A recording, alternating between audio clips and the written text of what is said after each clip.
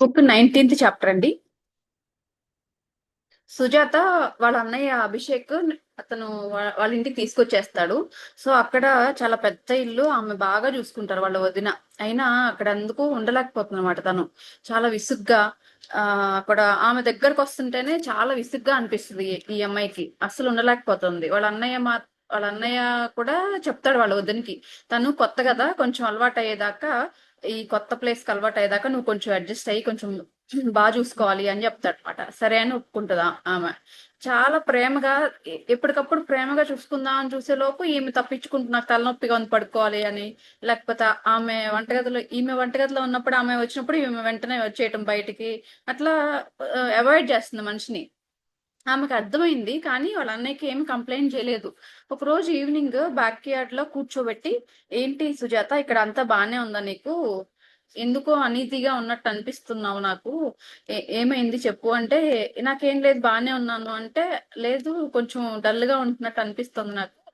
నాకు ఉన్నది మీరిద్దరే కదా, మేనక నువ్వు, మీరిద్దరు క్లోజ్ గా ఉంటే నాకు ఇంకా హ్యాపీగా ఉంటది. అలా అని నేను నిన్నేం బలవంతం చేయను అని చెప్తాడు అతను. అప్పుడు ఆమె అడుగుతుంది అనమాట, ఏంటి మేనక ఏమైనా కంప్లైంట్ చేసిందా నా మీద అంటే, లేదు లేదు ఆమె ఏం చెప్పలేదు, ఆమె తన బానే ఉంటోంది, అడ్జస్ట్ అవుతుందని చెప్తుంది కానీ నాకేం కంప్లైంట్ ఏం చెప్పలేదు. బట్ నేనే అబ్జర్వ్ చేశాను, నాకే అనిపించింది, నీకు అంతగా ఇక్కడ ఇబ్బందిగా ఉంటే చెప్పు, నీకు ఎక్కడ నచ్చితే అక్కడే ఉందు గాని అని చెప్తాడు. ఆమె అటు అతనికి చెప్పలేకపోతుంది, ఇటు ఈమెని యాక్సెప్ట్ చేయలేకపోతుంది. అట్లా ఒక 2 రోజులు గడుస్తాయి. ఈమె ఉండలేక అక్కడ చెప్పా పెట్టకుండా ఉమెన్స్ క్వార్టర్స్ కి వెళ్ళిపోతుంది. వెళ్ళిపోయినప్పుడు అక్కడ అంజలి గాని సుమతి గాని ఉంటారు కదా, వాళ్ళతో మాట్లాడదామని వెళ్ళేసరికి మాత ఉంటారు. మాత ఇప్పుడున్నారా అని చెప్పేసి ఈమె మాత దగ్గరికి వెళ్ళడానికి, అంటే మాతతో కూడా డిస్కస్ చేద్దాం అనుకుంటూ వెళ్తుంది అనమాట ఈ విషయాన్ని. కానీ ఈమెకి మొహం చెల్లట్లేదు. ఎందుకంటే మా అత్త అక్కడ ఉండమని పంపించినప్పుడు నేను ఉండను అని వెనక్కి వచ్చేయటం మా అత్త మాటకి ఎదురు చెప్పినట్టు ఉంటది కదా. అందుకని మా అత్త దగ్గరికి వెళ్ళడానికి ఈమెకు మొహం చెల్లట్లేదు అనమాట. మెల్లమెల్లగా వెళ్తోంది. గార్డెన్ లో ఉన్నారు మాత, ఉమెన్ అక్కడ లోటస్ పాండ్ దగ్గర. దగ్గరికి వెళ్ళే కొద్దీ ఆమెకి కొంచెం హార్ట్ కి ఇంకా ఎక్కువగా కొట్టుకుంటుంది అనమాట. మాత దగ్గరికి వెళ్ళేటప్పుడు ఎందుకు మాత మళ్ళీ ఏమైనా అంటారేమో, నువ్వు ఎందుకు వచ్చేసావు ఏంటి అని అంటారేమో అని చెప్పేసి వెళ్ళేసరికి మాత అటువైపు తిరిగి ఉన్నారు. ఆ మాత అని పిలవగానే వెనక్కి తిరిగేసరికి ఆమె కళ్ళు ఎర్రగా అయిపోతాయి. మాత కళ్ళు చాలా కోపంగా ఉంటారనమాట. ఈమె వైపు చూసేసరికి ఈమెకి చాలా భయంగా అనిపిస్తుంది. ఇట్లా దగ్గరకు వచ్చి, ఏంటి నీకు ఏమనిపిస్తోంది, ఇప్పటికే 2 సార్లు నువ్వు ఆమెను రిజెక్ట్ చేసావు, నీకేమన్నా పిచ్చా, అట్లా మాట్లాడతారనమాట గట్టిగా. అట్లా ఎప్పుడు మాతని చూసింది లేదు ఈమె. ఎప్పుడు చూసినా చాలా సంతోషంగా ప్రేమగా ఉన్న మాత అంత కోపంగా నా మీద ఎందుకున్నారు అనేది అర్థం కాల ఈమెకి. ఇంకా ఈ షివరింగ్ వచ్చేస్తుంది. అట్లా అయిపోయింది ఏంటి మాత అంత కోపంగా ఎందుకున్నారు అని అలా చూస్తూ ఉండిపోయింది ఈ అమ్మాయి. మాత దగ్గరకు వచ్చి మా హార్ట్ మీద ఇలా తోస్తుంది అనమాట.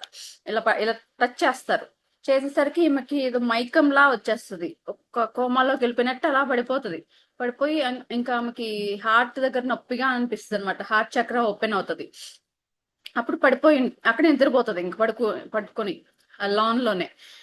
1 hour తర్వాత మెలకు వస్తుంది ఆమెకి. పక్కన అంజలి కూర్చుని ఉంటది. మాత వెళ్ళిపోతారు. ఏంటి నేను ఇక్కడ పడుకున్నాను, ఏం జరిగింది నాకు అని అడుగుతుంది ఏం తెలియనట్లు. అయితే ఆమె చెప్తుంది అనమాట అంజలి, మాత నీకు సంరక్షణగా నన్ను ఉండమని చెప్పారు ఇక్కడ ఆ అని చెప్తుంది అనమాట. నేను ఎంతసేపు అయింది ఇక్కడ పడుకుని అని అడుగుతుంది. ఒక గంట క్రితం నుంచి పడుకుని ఉన్నావు ఇక్కడే అంటే, ఏం జరిగింది, మాత ఎందుకు అలా ఉన్నారు అంత కోపంగా నేను ఎప్పుడు చూడలేదు అంటే, నువ్వు నరకాసురుడిని చంపేటప్పుడు దుర్గాదేవి అవతారం వేసావు కదా, ఆ ఆ అవతారం ఎందుకు వేసావు, నీలో ఉన్న కోపాన్ని వెళ్ళిపోవటానికి చేసావు కదా నాటకం. ఇది కూడా మాత ఎప్పుడు అలా కోపంగా ఉండరు. మాత నీలోని కోపం తీసేయడానికి మాత కూడా అలా నాటకం ఆడారు అని చెప్తుంది అమ్మాయి. అయితే ఎందుకు ఇలా జరిగింది, మాత ఒక మాట అన్నారు, నువ్వు 2 సార్లు రిజెక్ట్ చేసావు ఆమెని అన్నారు. అదేంటి, నేను 2 సార్లు రిజెక్ట్ చేయటం ఏంటి, నేను ఇదే కదా మొదటిసారి మేనకని కలవటం అంటది. అప్పుడు మాత నీ గురించి నాకు ఒక 2 కథలు చెప్పారు, అవి నీకు చెప్తాను విను అని చెప్తారు అనమాట. పూర్వజన్మ కథలు చెప్తుంది అనమాట. ఒకనొక ఊర్లో ఒక అడవి ఉంటది. ఆ అడవిలో ఒక తల్లి, 2 కూతుళ్ళు, ఒక బాబు ఉంటారు. ఆమెకి తల్లికి 2 కూతుళ్ళు, ఒక బాబు ఉంటారు. ఆ తల్లి అడవికి రాణి. ఆ పెద్దమ్మాయి పేరు ప్రేమ, చిన్నమ్మాయి పేరు సుందరి. అయితే ఆ సుందరి సారీ ప్రేమ పెద్దమ్మాయి కాబట్టి ఈమె తర్వాత రాజ్య పాలన మొత్తం ఆమెకే ఇప్పించాలి అనేది ఈమె ప్లాన్. ఆ అడవి రాణి ప్లాన్. అయితే ఆ అమ్మాయికి 18 సంవత్సరాలు వచ్చేసరికి వేరే అతనితో వెళ్ళిపోతుంది. నాగుల ఫ్యామిలీకి సంబంధించిన ఒక అతనితో. అతని పేరు నాగరాజు. అతనితో వెళ్ళిపోయిన తర్వాత ఈ అమ్మాయిని అడుగుతుంది అనమాట సుందరిని వాళ్ళమ్మ. అక్క ఎలాగో వెళ్ళిపోయింది కదా, నెక్స్ట్ ఉన్నది నువ్వే కాబట్టి నువ్వే ఈ రాజ్యాన్ని కాపాడాలి అని అడుగుతుంది అనమాట. అట్లా అడిగితే లేదు లేదు, ఇది అక్కకి సంబంధించిందే కాబట్టి అక్క ఎప్పటికైనా సరే అక్కే వచ్చి రాజ్యాన్ని తీసుకుంటది, అంతే తప్ప నేనైతే తీసుకొని అక్క రాజ్యాన్ని. నువ్వు కావాలంటే అక్కని ఎక్కడుందో వెతికి పట్టుకుని ఆమెకి ఈ రాజ్యాన్ని అప్పజెప్పు అని చెప్తది ఈ అమ్మాయి. కొన్ని రోజులు వెతికింది కానీ ఆవిడకి దొరకలేదు వాళ్ళ అక్క. అదే వాళ్ళ పెద్దమ్మాయి దొరకలేదు అడవికి రాణికి. అయితే వాళ్ళ అక్కని వెతకటంలో విఫలమైంది. పెద్దగా ఏం పట్టించుకోవట్లేదు మా అమ్మ అని చెప్పేసి, నేనైతే చూడనమ్మా అని చెప్పేసి ఈమె మీద ఏం కలిగి దూరంగా వెళ్ళిపోతుంది అమ్మాయి. నువ్వు అక్కకి ఇవ్వాల్సింది నాకెందుకు, నన్నెందుకు బలవంతం చేస్తున్నావు అని చెప్పి కోపంతో ఆ అమ్మాయి ఇల్లు వదిలి వెళ్ళిపోయి సరస్వతి నది తీరంలో ఒక చిన్న గుడిసెలాగా ఏర్పరచుకుని అక్కడే ఉంటుంది అనమాట. ఇక్కడ ఒక బ్రాహ్మణుడు రోజు వచ్చి సంధ్యావందనం చేసుకుంటూ ఉండేవాడు. ఈ అమ్మాయి కూడా ఏజ్ లో ఉంది కదా, అతనికి అట్రాక్ట్ అవుతుంది అనమాట. చాలా అందంగా ఉంటాడు అతను. అయితే నన్ను పెళ్లి చేసుకోమని అడుగుతుంది అనమాట. లేదు లేదు, నేను ఈ లైఫ్ మొత్తం బ్రహ్మచర్యంతో ఉండాలి అని డిసైడ్ అయ్యాను. ఈ జన్మకి ఇంతే, నేను ఆ ఈ జన్మకి మళ్ళీ పెళ్లి చేసుకోవడం అనేది ఉండదు అని చెప్తాడు ఆయన. అంటే లేదు, నాకు మీరు చాలా బాగా నచ్చారు, ఈ ఒక్కసారికి ఆలోచించండి అని చెప్పేసి అతన్ని వెంట పడుతూ ఉంటది అనమాట. అతను కాన్సన్ట్రేటెడ్ గా అతని జప తపాలు చేసుకొని ఇకుండా మెడిటేషన్ చేసుకొని ఇకుండా అట్లా డిస్టర్బ్ చేస్తూ ఉంది ప్రతిసారి. అక్కడ ఉన్న మునులు ఋషులు పెద్ద పెద్ద వాళ్ళు ఉన్నారు కదా, వాళ్ళు చూసి ఈ అమ్మాయి ఎందుకు ఇతన్ని ఇలా విసిగిస్తోంది అని చెప్పేసి ఆ ప్లేస్ నుంచి వెలివేస్తారు. పెద్దలందరూ ఒక దగ్గర గ్యాదర్ అయ్యి అమ్మాయిని నువ్వు ఇక్కడ ఉండటానికి వీల్లేదు అని చెప్పేసి వెలివేస్తారు. ఆ టైంలో వాళ్ళ అమ్మ కూడా వచ్చింది ఆ సమావేశానికి. వచ్చి ఆ కన్న కూతుర్ని ఆ ప్లేస్ నుంచి వెలివేస్తుంటే అట్లీస్ట్ వాళ్ళకి సమర్థించి నా కూతురే తిను, క్షమించండి అని చెప్పి వాళ్ళకి సమర్థించి నన్ను సపోర్ట్ అన్నా చేయలేదు నువ్వు అట్లీస్ట్ ఆ టైంలో అని చెప్పి ఇంకా కోపం పెంచుకుంది. ఆ కోపం ఇలా జన్మ జన్మలుగా ఈ అమ్మాయికి ఇంకా కంటిన్యూ అవుతోంది. ఆ ఆ నెక్స్ట్ జన్మ ఒక అక్క చెల్లెల్లా పుడతారనమాట. ఈ సుందరి అక్కలాగా పుడుతుంది. ఈ అడవికి ఉన్న రాణి ఏమో ఈ అమ్మాయికి మూడో చెల్లిగా పుడుతుంది.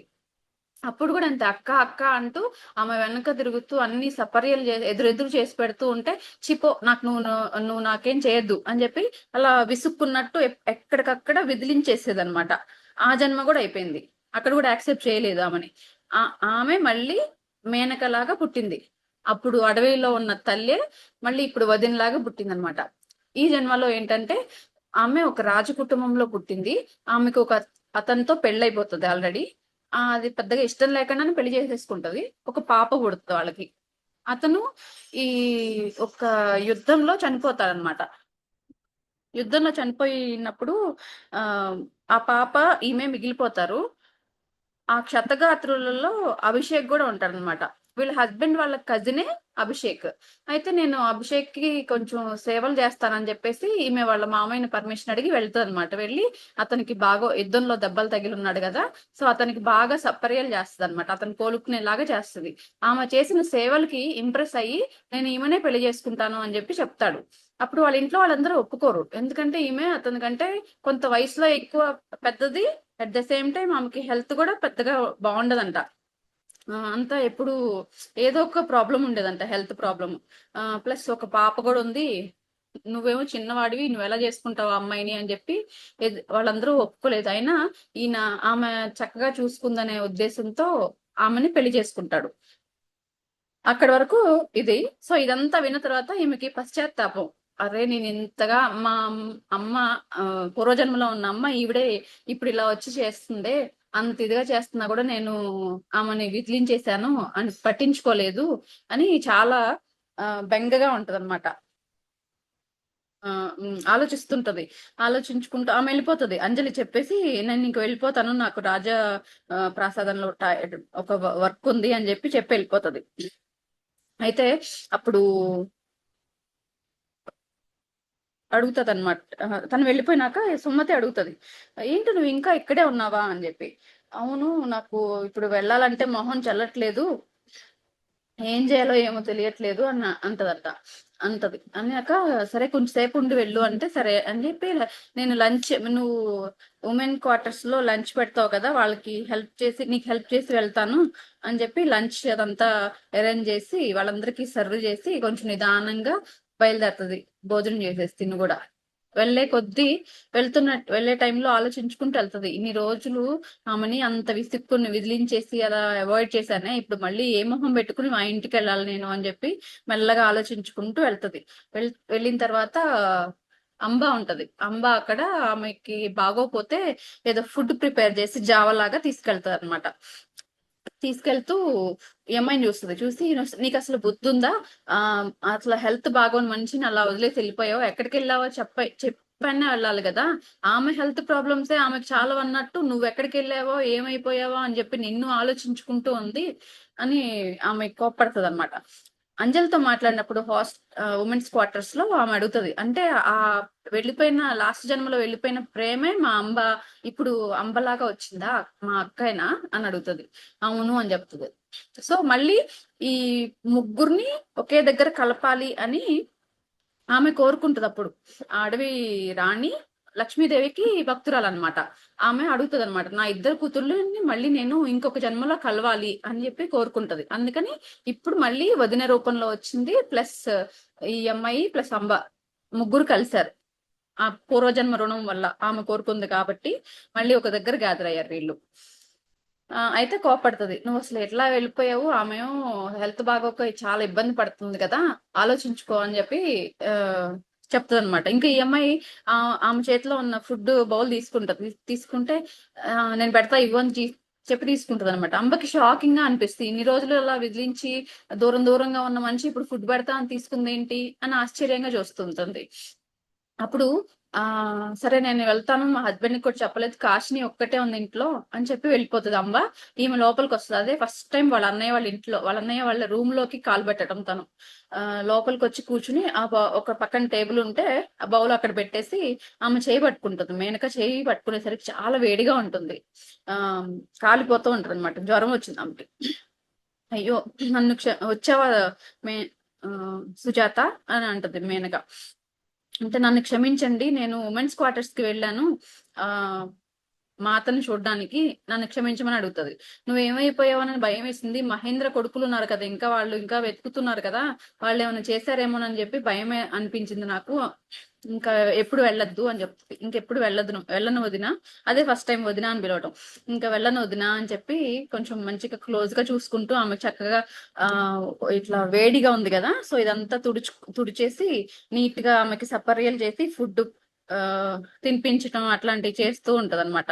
అది అభిషేక్ చూసి చాలా హ్యాపీ ఫీల్ అవుతాడు. ఆయనకి కావాల్సింది అదే కదా, వదిన మరదలు కలిసి ఉండటమే ఆయనకి కావాలి. సో వాళ్ళిద్దరిని చూసేసరికి హ్యాపీగా అనిపించింది, అమ్మయ్య వీళ్ళు కలిసిపోయారు అనేసి హ్యాపీగా ఫీల్ అవుతాడు. అంతవరకు అది అవుతుంది. ఆ తర్వాత ఆ ఒక రోజు ఇతను చాలా డల్ గా కూర్చుని ఉంటాడు అనమాట. చాలా డల్ గా కూర్చుని ఉంటే ఏంటి ఏమైంది, ఆ అట్లా డల్ గా ఉన్నారు అని అడుగుతుంది మేనక. అంటే చెప్తాడు అతను, వీళ్ళు ఇంద్రప్రస్థ రాజ్యం కొత్తగా కట్టిస్తున్నారు కదా పాండవులు. ఆ ఆ ప్లేస్ ఓపెనింగ్ గురించి, ఆ రాజ్యం ఓపెనింగ్ గురించి రాజసూయ యాగాన్ని కండక్ట్ చేశారు. దానికి దేశ నలుమూలల అన్ని రాజ్యాల నుంచి చాలా మంది రాజులు వచ్చారు. వాళ్ళల్లో వాళ్ళందరితో పాటు అందరూ కృష్ణుడు, ఈ మాత అండ్ సత్యభామ వీళ్ళందరూ వెళ్ళారు. అయితే కృష్ణుడు శిశుపాలుని క్షణం ఊరికే ఇట్లా అనేసి చంపేశారు అందరి ముందు. చాలా అలా క్షణం టైంలో అలా మొత్తం జరిగిపోయింది. అందరి ముందు ఎలా చంపుతారు ఆయన అని చెప్పి ఈయన బాధపడుతుంటాడు. ఇప్పటికే రా పాండవులు కౌరవులకి మధ్య పచ్చగడ్డి వేస్తే బగ్గుమనేలాగా అంతలా అలా ఉన్నారు. ఇట్లాంటి పనులు చేస్తే ఇంకా ఎక్కువైపోతుంది కదా, ఎప్పుడు యుద్ధం జరుగుతుందో ఏంటో తెలియదు, అంత సేఫ్ కాకుండా చేస్తున్నారు అంటే ఈమె చెప్తుంది. కృష్ణుడు ఏ పని చేసినా దానికి కార్యకారణ సంబంధం ఉంటది, మీరు దాని గురించి ఏం ఆలోచించకండి అని చెప్తుంది అనమాట. సరే అని చెప్పి ఇంకా అక్కడ వరకు కట్ అవుతోంది. నెక్స్ట్ ఈమె మార్కెట్కి వెళ్తది మేనక. కొంచెం హెల్త్ బాగానే ఉంటుంది, ఇద్దరు కలిసి పనులు చేసుకుంటూ ఉంటారు.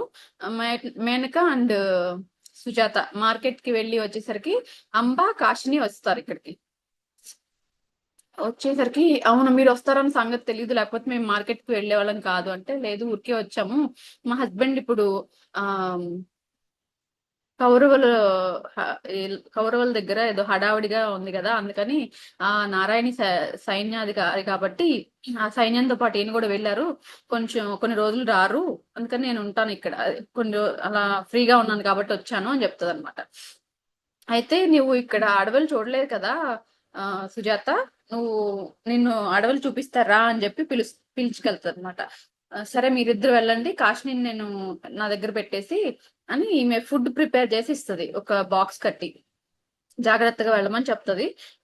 ఒక రథం ఏం లేదు, అందుకని వీళ్ళు విడివిడిగా 2 గుర్రాలు పట్టుకుని వెళ్తారు, చెరొక గుర్రం వేసుకుని వెళ్తారు అడవికి. ఆ అడవిలో ఈమె చాలా ఫ్రీగా తిరుగుతూ ఉంటది అంబ.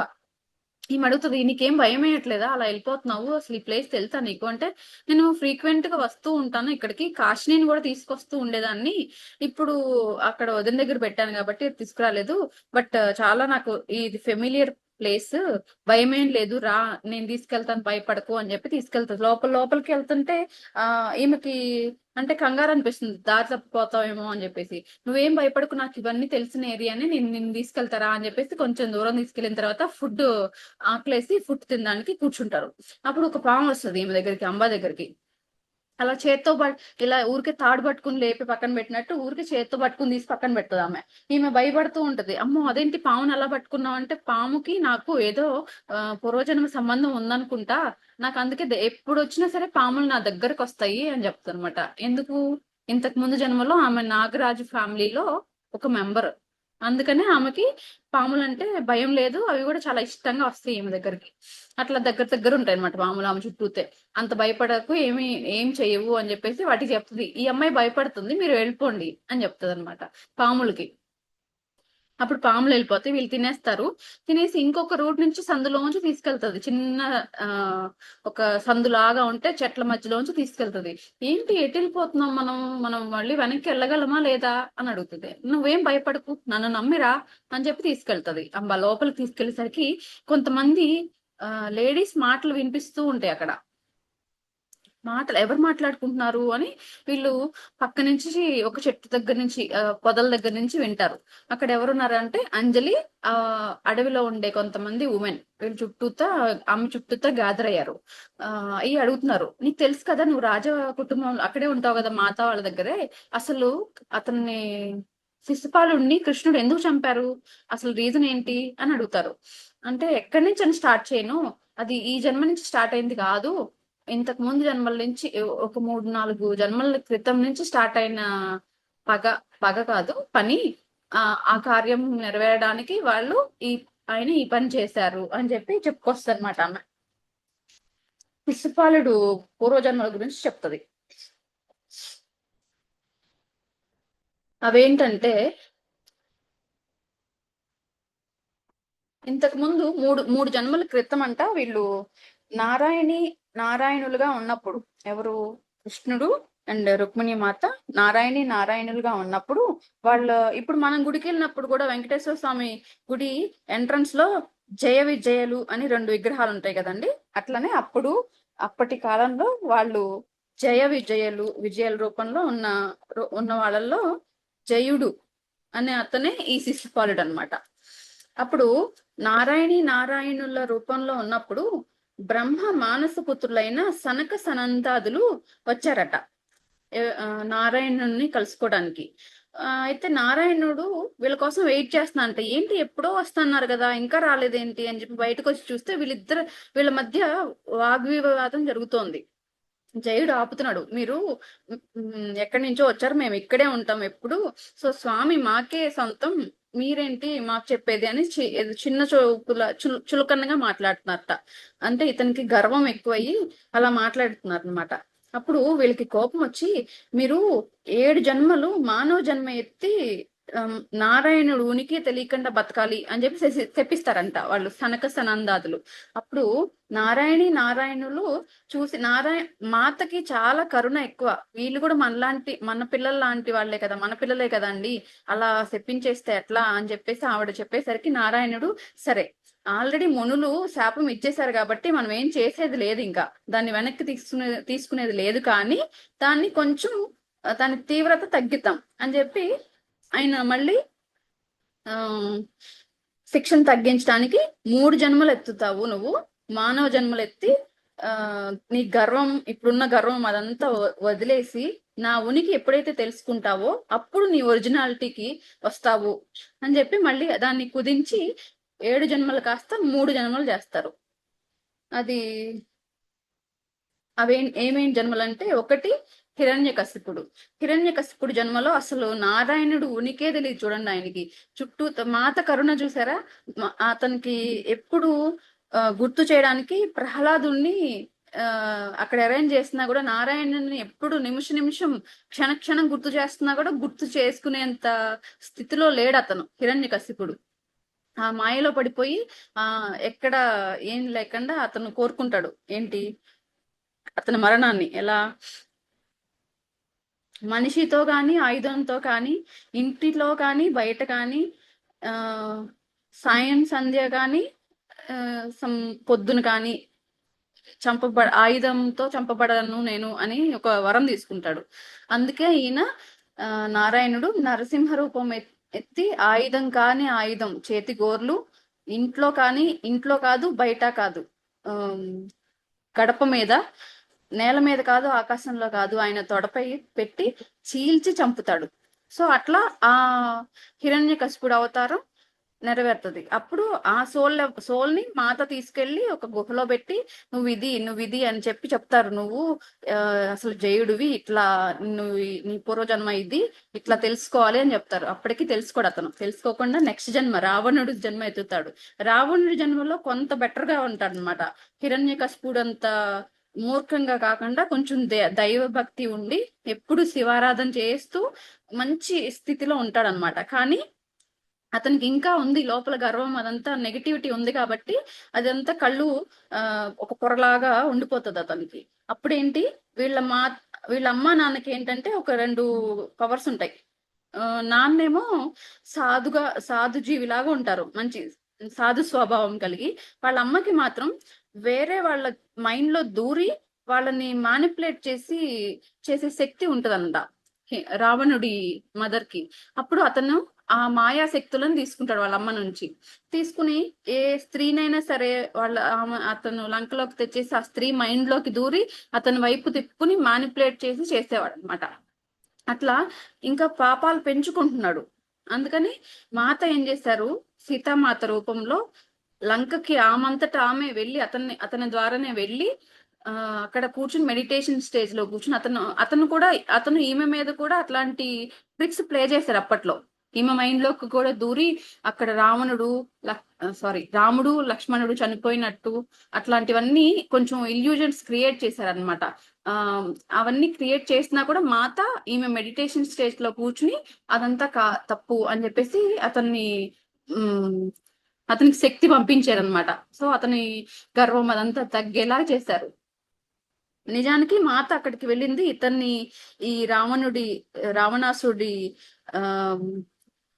కర్మలన్నీ తగ్గించడానికే వెళ్ళారు. తర్వాత రావణ యుద్ధం జరిగి అక్కడ రావణుడు చనిపోతాడు. మళ్ళీ సోల్ని ఆ గుహలోకి తీసుకెళ్లి వాళ్ళు మళ్ళీ ట్యూన్ చేస్తారు, నువ్వు ఈ జన్మ ఎత్తావు ఇది అని చెప్పేసి మళ్ళీ ఎక్స్ప్లెయిన్ చేస్తారనమాట. ఇంకా పూర్తిగా అతను రాలేదు కానీ కొంత పర్వాలేదు, ఇంతకు ముందు 2 జన్మల కంటే బెటర్ కదా, 3 జన్మలు ఎత్తాలి కదా అతని శాపం ప్రకారం. అందుకని ఆ 3వ జన్మ కూడా ఎత్తుతాడు. శిశుపాలుడు ఈయన ఎక్కడో ఉంటే కష్టంగా ఉంటదని చెప్పేసి కృష్ణుడు ఆయన పక్కనే ఆయన కజిన్ లానే పుట్టించుకున్నట్ట. శిశుపాలుడు యాక్చువల్ గా అతని కజిన్ అంటారు ఆ కృష్ణుడికి. వాళ్ళ కజిన్ వాళ్ళ మీద శిశుపాలుడు మదర్ ని చూసి ఈయన ఇతని తప్పులన్నిటినీ కొంచెం ఓర్పుగా భరిస్తాడు. కానీ ఇతను ఎప్పుడు వెటకారంగా ఆ కృష్ణుణ్ణి ఎగతాళిగా ఎలా పడితే అలా మాట్లాడతాడనమాట. కళ్ళు మూసుకుపోయాయి. సో చెప్తాడు, శిశుపాల, నీకు 100 తప్పుల వరకు నేను భరిస్తాను. 101 తప్పు చేసావంటే నిన్ను నేను చంపేస్తాను అని చెప్తాను అనమాట. అతను అవేం పట్టించుకోకుండా ఇంకా ఎలా పడితే అలా నోటికి వచ్చిందంతా మాట్లాడతాడు. అలాగే రాజసూయ యాగంలో కూడా మాట్లాడాడు అనమాట. కృష్ణుడిని అందరి ముందు తక్కువ చేసి మాట్లాడుతుంటే ఆయనకి కోపం వస్తోంది. అయినా కౌంట్ చేశారు, చెప్పారు కదా 100 తప్పుల వరకు ఉంచుతాను అని. 100 తప్పు అయ్యేంత వరకు లెక్కేశారు. 101 తప్పుకి నోరు జారారు. వెంటనే ఆయన వేలి నుంచి ఒక కాంతి లాగా క్షణంలో ఒక కాంతి వచ్చి ఈయన తల తెంపేసి అక్కడ పడేసింది అనమాట. అప్పుడు మాత కూడా అక్కడే ఉన్నారు, అంజలి కూడా అక్కడే ఉంది. అంజలి కళ్ళు మూసుకుని చెప్తుంది ఇదంతా ఈ అడవిలో ఉన్న అమ్మాయిలకి. నేను మాత పక్కనే ఉన్నాను, మాతలోంచి ఒక వెలుగు వచ్చింది పైకి, నువ్వు ఈ శరీరాన్ని జాగ్రత్తగా చూసుకో అని చెప్పి అంజలికి చెప్పారంట. అంటే మాత శరీరాన్ని, మాతలో ఉన్న తన సోల్ బయటకు వచ్చి శిశుపాలుడి సోల్ బయటకు వస్తుంది కదా, ఆ సోల్ ని తీసుకుని కృష్ణుడు, మాత అండ్ శిశుపాలుడు ముగ్గురు మళ్ళీ ఆ అడవికి ఆ గుహకి వెళ్ళారు. కానీ సభలో కూడా ఉన్నారు వాళ్ళు. ఆ మాది చెప్తుంది, సభలోనూ ఉన్నారు, ఒకేసారి ఆ గుహలోనూ ఉన్నారు. ఈమెకి మెడిటేటివ్ స్టేజ్ లో కనిపిస్తుంది ఇదంతా. ఆ గుహకి తీసుకెళ్తారు. అక్కడ శివపార్వతులు కూర్చుని ఉంటారు అనమాట. కూర్చుని ఉండి, నువ్వు శిశుపాలుడివి కాదు, నువ్వు నీ ఆరిజిన్ వచ్చేసి జయుడు నీ పేరు, నువ్వు ఇలా ఇలా చేసావు కాబట్టి నీకు ఇలా శాపం వచ్చింది కాబట్టి ఇన్ని జన్మలు వచ్చినాయి, ఈ శాప విముక్తి జరిగింది, ఇకనైనా తెలుసుకో, నువ్వు నారాయణని ఐడెంటిఫై చేయనేసరికి అప్పుడు కృష్ణుడిని చూసి, నన్ను క్షమించండి ప్రభు, నేను ఇన్ని రోజులు మీరు పక్కనే ఉన్నా కూడా మిమ్మల్ని పట్టించుకోలేకపోయాను అని చెప్పి క్షమాపణ అడిగి అప్పుడు మళ్ళీ నార్మల్ జయుడి రూపంకి వస్తారనమాట. అది అంతవరకు అది అవుతుంది అనమాట. ఉమెన్స్ అది అడవిలో ఉన్న వాళ్ళందరూ, అంజలి ప్లస్ వీళ్ళందరూ ఇది కదా అని చెప్పేసి అప్పటికి చీకటి పడిపోయిన తర్వాత కథ అయిపోతుంది. ఇంకా వెళ్ళండి, పదండి వెళ్దామా అని చెప్పేసి లెగుస్తారు. లేచి ఇలా 2 అడుగులే గాని వాళ్ళు మాయమైపోతారు. వీళ్ళిద్దరు దూరం నుంచి చూస్తున్నారు కదా, అంబ అండ్ సుజాత. అదేంటి ఇప్పటిదాకా ఇక్కడే ఉన్నారు కదా, వీళ్ళందరూ ఏమైపోయారు, క్షణాల్లో మాయమైపోయారు, ఇదంతా వింతగా ఉందే అనుకుంటారు వీళ్ళు. అనుకున్నాక వీళ్ళు కూడా ఇంకా వెళ్ళాలి కదా. సో మెల్లగా వెళ్తూ ఉంటే బాగా చీకటిగా ఉంది. కానీ వీళ్ళు ఇంటికి వెళ్ళేదాకా ఒక లైట్ వీళ్ళని ఫాలో అయింది అనమాట. చక్కగా వీళ్ళకి దారి చూపించింది. అంటే మాత ఇలా ఉంటారు అని చెప్పేసి అనుకున్నారు వీళ్ళు. ఇంకా అంబ వాళ్ళ ఇంటికి వెళ్ళిపోయింది. ఈ అమ్మాయి వీళ్ళ అన్నయ్య ఇంటికి వచ్చింది, కానీ వాళ్ళ ఇంట్లో ఎవరికి డిస్కస్ చేయలేదు ఇదంతా. డిస్కస్ చేయకుండా, ఇదేంటి అంత మాయలాగా ఉంది, ఆ లైట్ ఏంటి, లైట్ మా ఇంటి దాకా ఫాలో అవ్వటం రావటం ఏంటి, వెలుగు చూపించడం ఏంటి, మాతని నేను ఇన్ని రోజులు చాలా తక్కువగా అంచనా వేశాను అనుకుంటది అనమాట. అనుకుని ఇంకంతా ఆలోచించుకుంటూ ఉంటది, కానీ ఎవరితోనూ డిస్కస్ చేయదు. ఆమెకి డిస్కస్ చేయడానికి ఎవరు లేరు, మళ్ళీ అంబ వస్తే తప్ప. సో అంబ ఎప్పుడు వస్తుందా, మళ్ళీ ఇదంతా అంబాతో మాట్లాడాలి అనుకుని కూర్చుంది. అక్కడి వరకు నెక్స్ట్ చాప్టర్ అయిపోయింది, 21st చాప్టర్. అయితే కొన్ని రోజులు అలా నడిచిపోయింది. ఒకసారి అంబ వస్తుంది. అంబ వచ్చి మళ్ళీ డల్ గా ఉంటది అనమాట. అంబకి ఇవన్నీ మాట్లాడుతుంది, ఆ రోజు అడవిలో అలా జరిగింది కదా, ఇలా జరిగింది కదా అని చెప్తూ ఉంటే అంబ డల్ గా ఉంది. ఎందుకు డల్ గా ఉంటుంది అని అర్థం కాలేదు. తర్వాత ఊరికి ఇలా భుజం మీద చేసేసరికి భుజం అంతా కాలిన గాయాలు, ఇలా షాల్ కప్పుకుని ఉంది మెడ చుట్టూతా. కాలిన గాయాలు, కత్తి కాట్లు అలా మొత్తం గాయాలు ఉన్నాయి మెడ చుట్టూతా. అంటే ఈ లోపలికి తీసుకెళ్ళి, ఏంటి ఇదంతా, ఏంటి గాయాలు, ఏంటి ఇదేంటి, కొట్టారా మీ హస్బెండ్ అని మళ్ళీ అడుగుతుంది. నువ్వేం మాట్లాడుకో, ఇప్పుడు కాశినికి అండ్ మేనకకి ఇది తెలియదు, ఆయన అట్లని చేస్తారులే, మా కాశిని వేరే అతను సైన్యంలో ఇంకొక అధికారి ఉన్నారు, వాళ్ళ అబ్బాయికి ఇచ్చి పెళ్లి చేద్దాం అనుకుంటున్నారు, అతనితో పెళ్లి చేయటం కాశినికి ఇష్టం లేదు, సో మీరు చేయకండి అని నేను ఎదిరించాను, అందుకని నువ్వు నా మాటకు ఎదిరిస్తావా అని చెప్పేసి కొట్టారు అని చెప్తుంది అనమాట. అయితే కాశినికి తెలియనీకు ఇదంతా తన వల్లనే మేమిద్దరం కొట్టుకుంటున్నాం అంటే తను బాధపడుతుంది కదా, చెప్పుకో అని చెప్తుంది. సరే అని చెప్పి ఇంకా అప్పుడు చెప్పకుండా వెళ్ళిపోతది. నువ్వు జాగ్రత్త అని చెప్పేసి పంపిస్తది. ఈ అమ్మాయికి పంపించిందే గాని అంబ పాపం ఎలా ఉంటదో ఏంటో అని చెప్పేసి బాధగా బెంగగా ఉంది. ఒక 2 వీక్స్ అలా నడిచిపోయినాయి. నార్మల్ గా అంతా అయిపోయింది. ఒక రోజు అభిషేక్ వస్తాడు. చాలా డల్ గా ఉన్నాడు. మళ్ళీ ఏమైంది ఇలా డల్ గా ఉన్నారు? ఏమైందండి మళ్ళీ ఇలా ఉన్నారు అని మేనక అడుగుతది. అంబని వాళ్ళ హస్బెండ్ చనిపేశారు అని చెప్తాడు అతను. అవునా! అంబా చనిపోయిందా? అంబా చనిపోవటం ఏంటి? అని చెప్పి వీళ్ళిద్దరికి ఇంకా బాధగా అనిపించింది. సో వీళ్ళకి ఇంతకు ముందు జన్మల నుంచి వచ్చిన రిలేషన్ కూడా కదా, అందుకని ఇంకా ఎక్కువ బాధగా ఉంది ఈ వదిన మరదలకి కూడా. అలా డల్ గా ఏడుస్తూ కూర్చున్నారు వాళ్ళు. ఇంకేం చేసేది లేదు పాపం. కానీ ఆ బాధను తీర్చేది లేదు. ఈ అమ్మాయి అనుకుంటుంది నాకు దగ్గరైన వాళ్ళందరూ దూరం అయిపోతున్నారు. నా దురదృష్టం ఏంటో, బుద్ధ వెళ్ళిపోయాడు, ఇప్పుడు అంబ వెళ్ళిపోయింది, మా అమ్మ వెళ్ళిపోయింది, నా తలరాత ఇలా ఉంది ఏంటో అని చెప్పి ఇంకా బాధపడుతూ ఉంది. మేనక సమర్థిస్తుంది, ఊరుకో ఇంకేం చేసేది ఏం లేదు కదా అని. కాశినిని ఉమెన్స్ క్వార్టర్స్ కి తీసుకొస్తారు. ఆ అంబ వాళ్ళ హస్బెండ్ ని అరెస్ట్ చేస్తారు. కానీ అంబ వాళ్ళ హస్బెండ్ ఎక్కడ క్లూ వదలలేదు చంపినప్పుడు. అందుకని అతను త్వరలోనే బయటకు వస్తారు అనేది తెలుసు మాతకి. అందుకని ఒక 2 రోజుల తర్వాత ఏమైనా పిలుస్తారు ఉమెన్స్ క్వార్టర్స్ కి. సుజాతని పిలిచి, నువ్వు ఈ కాశినిని నీ దగ్గర జాగ్రత్తగా ఒక 2 years ఉంచుకోగలవా అని అడుగుతారు మాత. అలాగే మాత ఉంచుకుంటాను అని చెప్తుంది. చెప్పి అయితే ఎవరికి తెలియకూడదు కదా, అందుకని వీళ్ళ ఇంట్లో ఉన్న సర్వెంట్స్ అందరినీ మేనక వాళ్ళ పుట్టింటికి పంపించేస్తారు. సర్వెంట్స్ అందరినీ వీళ్ళు మాత్రమే ఉంటారు. అభిషేక్, మేనక, సుజాత మాత్రమే ఆ ఇంట్లో ఉండేలాగా ఆ అమ్మాయిని తీసుకొస్తారు. ఏంటి నీకు సపరేట్ రూమ్ ఇవ్వమంటావా, నువ్వు నాతో ఉంటావా అని అడుగుతుంది సుజాత. అత్త అని పిలుస్తుంది అనమాట. ఈమె మాతులి అంటారు. అత్త, మాతులి అంటే మీనింగ్ అత్త. మాతులి, నేను నీతోనే ఉంటాను.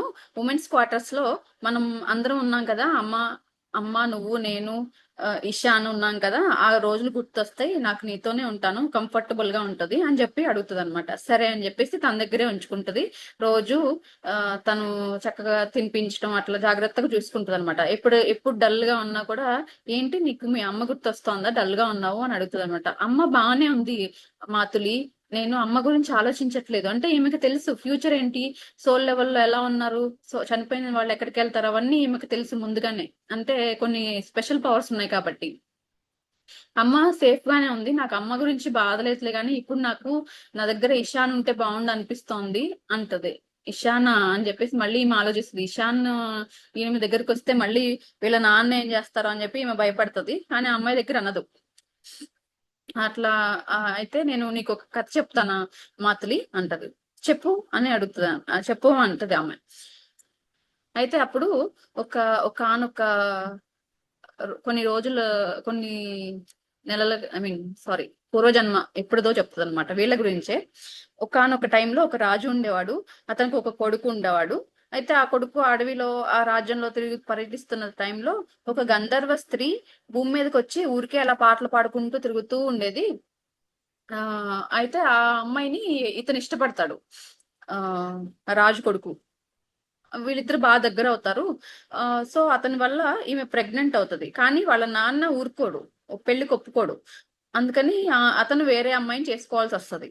ఆ అబ్బాయి మీ కొడుకు, ఇప్పుడు ఇప్పుడు ఈ జన్మలో ఇషాను, ఆ గంధర్వ స్త్రీని నేనే, అలా జరిగింది అప్పట్లో. అందుకని మళ్ళీ మేము మా కోసం ఒకళ్ళ కోసం ఒకళ్ళని పుట్టాము ఈ జన్మలో పెళ్లి చేసుకోవడానికి. సో ఈ జన్మలో మాకు తను నీ కడుపులో ఉన్నప్పటి నుంచి నాకు సంబంధం ఉంది కాబట్టి, అదే ఎప్పుడు మాట్లాడుకుంటూ ఉండేవాళ్ళం కదా, సో ఆ సంబంధం ఉంది కాబట్టి ఇక్కడ అది రిపీట్ అయింది అని చెప్తుంది. ఈ అమ్మాయికి సుజాతకి ఇదంతా కట్టు కథలాగా, ఐ మీన్ ఒక కథలాగా అనిపిస్తుంది. ఇదంతా నిజమేనా అని అడుగుతుంది. అవును మాతలి, నమ్ము ఇది నిజం అని చెప్తుంది అమ్మాయి. అక్కడ వరకు అయిపోతుంది అది. సో ఆమె కొంచెం ఒకలా అనిపిస్తుంది, ఈ అమ్మాయి చెప్పేదంతా నిజమా కాదా, అసలు ఏం చెప్తుంది ఈ అమ్మాయి, ఇవన్నీ ఎలా తెలుస్తుంది ఈ అమ్మాయికి అని ఆలోచిస్తూ ఉంటది. అయితే అలా ఒక 1 week అట్లా గడిచిపోయిన తర్వాత ఒక రోజు కలలో అంటే ఈమె పక్కనే బెడ్ కాశినికి. కాశిని పడుకుని ఉంటది. ఆ సుజాత పడుకుని ఉంటది. కాశిని కల్లోకి వస్తుంది. సుజాత కల్లోకి వచ్చి, మాతులి నేను అంజలి పిలుస్తోంది, నన్ను వెళ్ళిపోతున్నాను అని చెప్తుంది అనమాట.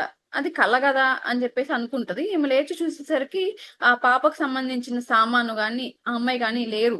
కిందకి వచ్చేసరికి మేనక అడుగుతుంది, ఏంటి ఇంకా కాశిని లేవలేదా అని అడుగుతుంది. లేదు, తను కనిపించట్లేదు, నాకు ఇలా కళ్ళ వచ్చింది, అంజలి పిలుస్తోంది, నేను వెళ్తున్నాను అంది. ఆ తర్వాత లేదు, చూస్తే అమ్మాయికి సంబంధించిన వస్తువులు లేవు, ఆ అమ్మాయి లేదు, నాకేం అర్థం కావట్లేదు అంటే, నువ్వేం కంగారు పడకు, ఎక్కడో ఉంటుందిలే, చూడు నువ్వు నిదానంగా. సో ఇది తిని కొంచెం ఇది బ్రేక్ఫాస్ట్ లాగా ఇది తినేసి ఒకసారి ఉమెన్స్ క్వార్టర్స్ కి వెళ్ళిరా, ఏం జరిగిందో తెలుస్తుంది అని అడుగుతుంది అని చెప్తుంది అనమాట వాళ్ళ వదిన. అయితే ఆమె ఫాస్ట్ ఫాస్ట్ రెడీ అయిపోయి ఉమెన్స్ క్వార్టర్స్ కి వెళ్తుంది. వెళ్ళేసరికి మాత ఉంటారు అక్కడ. మాత అడుగుతారు, ఏంటి ఇలా వచ్చావు అని. అంటే అంజలి పిలుస్తుందని కాశిని చెప్పింది. కాశిని కనిపించట్లేదు మాత, లేదు ఇంట్లో అంటే, నీకు చెప్పే వెళ్ళింది కదా అంజలి పిలుస్తుందని అంటారు మాత. అదేంటి, నాకు అది కలలో కదా కనిపించింది అంటే, కలైనా నిజమైనా చెప్పింది కదా, అది నిజమే, తను ఏది చెప్పిందో కలలో అనుకుంటున్నావు అది నిజమే అని చెప్తారు మాత. నువ్వు దాని గురించి ఏమో ఆలోచించుకు, ఇంకా రేవతిని వెతుకు అంటారు. రేవతిని వెతకటం ఏంటి, రేవతి ఎప్పుడో ఉమెన్స్ క్వార్టర్స్ వదిలేసి వెళ్ళిపోయింది. వాళ్ళిద్దరు వైఫ్ అండ్ హస్బెండ్ ఆ ఊరు తిరుగుతూ పర్ఫార్మెన్స్ ఇస్తూ ఉన్నారు కదా, వాళ్ళని నేనే ఏ ఊరని తిరగను, ఎక్కడని వెతకను అనుకుంటది. అనుకుని ఇంకా అలా అయోమయంగా ఇంటికి వెళ్ళిపోతుంది. ఇంటికి వెళ్ళినాక మాలినికి చెప్తుంది, మాత ఏంటో ఇలా అన్నారు, నువ్వు కాశీని పట్టించుకోవద్దు, కాశీని చాలా సేఫ్ ప్లేస్ లో ఉంది, సో నువ్వు రేవతిని మాత్రం వెతుకు అని చెప్పారు. అది ఎందుకు అలా చెప్పారు నాకు అర్థం కాలేదంటే, మాత ఏది చెప్పినా ఒక రీజన్ ఉంటది కదా, సరే నువ్వు వదిలేసి వాళ్ళే చూసుకుంటారు, మాత చూసుకుంటారులే, కాశీని గురించి రేవతిని వెతికే పనిలో ఉండు అని చెప్తుంది అనమాట తిని కూడా. అది ఇంకొక చాప్టర్.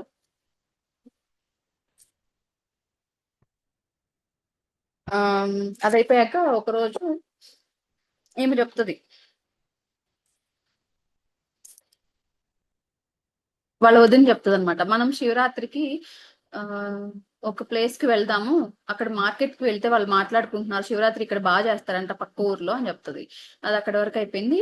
అభిషేక్ వస్తాడు, వచ్చి "ఉమ్, నేను ఇంద్రప్రస్థకి వెళ్తున్నాను, వీలైతే ఇషాన్ని తీసుకొస్తాను అని చెప్తాడు. ఇషాన్నా అని ఆశ్చర్యంగా అడుగుతుంది అనమాట. అవును, నేను ఇంతకు ముందు వెళ్ళాను, 2-3 సార్లు వెళ్ళినప్పుడు కలిశాను, కానీ తీసుకురావడానికి అవ్వలేదు, ఈసారి తీసుకొస్తాను అని చెప్తుంది అనమాట. చెప్తాడు అతను. చెప్పినప్పుడు ఈమెకి చాలా ఆనందంగా ఉంటది. ఎప్పుడో వెళ్ళిపోయాడు కదా, 12 సంవత్సరాలు అయిపోతున్నావు, మేబీ 10 సంవత్సరాల క్రితం వెళ్ళిన బాబు మళ్ళీ ఇప్పుడు వస్తున్నాడు. చాలా హ్యాపీగా ఉంది ఆమెకి. అలా సాయంత్రం వరకు వెయిట్ చేసి నెక్స్ట్ డే వచ్చారు వాళ్ళు. చాలా అందంగా ఉన్నాడు వాడు చూడ్డానికి. ఎంత చిన్న బాబుగా ఉన్నప్పుడు వెళ్ళిపోయాడు కదా, ఇప్పుడు చూడడానికి పెద్దవాడు అయిపోయాడు. ఆమెకి ఆశ్చర్యంగా ఉంది వాడిని చూస్తుంటే. ఎందుకంటే వాళ్ళ నాన్నలాగే ఉన్నాడు, అంత సేమ్, చాలా అందంగా, మంచి హైట్, వైట్ కలర్ జుట్టు, ఇలా ఉంగరాల జుట్టు తిరిగి ఒత్తుగా ఇలా మెడ వరకు ఉందన్నమాట. కళ్ళు పెద్ద పెద్ద, చాలా ఆకర్షణగా ఉంది. గంధర్వుల ఫ్యామిలీకి ఇతనికి కూడా రిలేషన్ ఉందన్నమాట, అందుకని చాలా అందంగా పుట్టాడు, అందంగా ఉన్నాడు. అయితే అప్పుడు ఆ చూసుకుంటది అనమాట కొడుకుని అలా ఆశ్చర్యంగా, నువ్వేనా ఇషాన్ అని చక్కగా ఇలా మొత్తం తిరిగి చూస్తూ ఇలా టచ్ చేసి మరి కన్ఫర్మ్ చేసుకుంటది, నా కొడుకేనా ఇంత అందంగా ఉన్నాడు అని చెప్పి చాలా సంతోషంగా ఉంటది అనమాట ఆమెకి అతన్ని చూస్తుంటే. అమ్మా నేనే అమ్మా, నువ్వు మాత్రం అలానే ఉన్నావు అమ్మా అంటాడు అనమాట తను. ఎంత ఆనందంగా ఉంటుందో ఆ తల్లికి. సంతోషంగా కూర్చుని కబుర్లు చెప్పుకుంటూ ఉంటారు. కానీ అతను చెప్పే ప్రతి మాటలో ముందొకసారి వెనకొకసారి ఆ గ్రాండ్ పేరెంట్స్ వాళ్ళు ఉన్నారు కదా, వాళ్ళు వృద్ధ దంపతుల దగ్గరికి వెళ్ళాడు కదా ఇతను, వాళ్ళ గురించి చెప్తూ ఉన్నాడు అనమాట.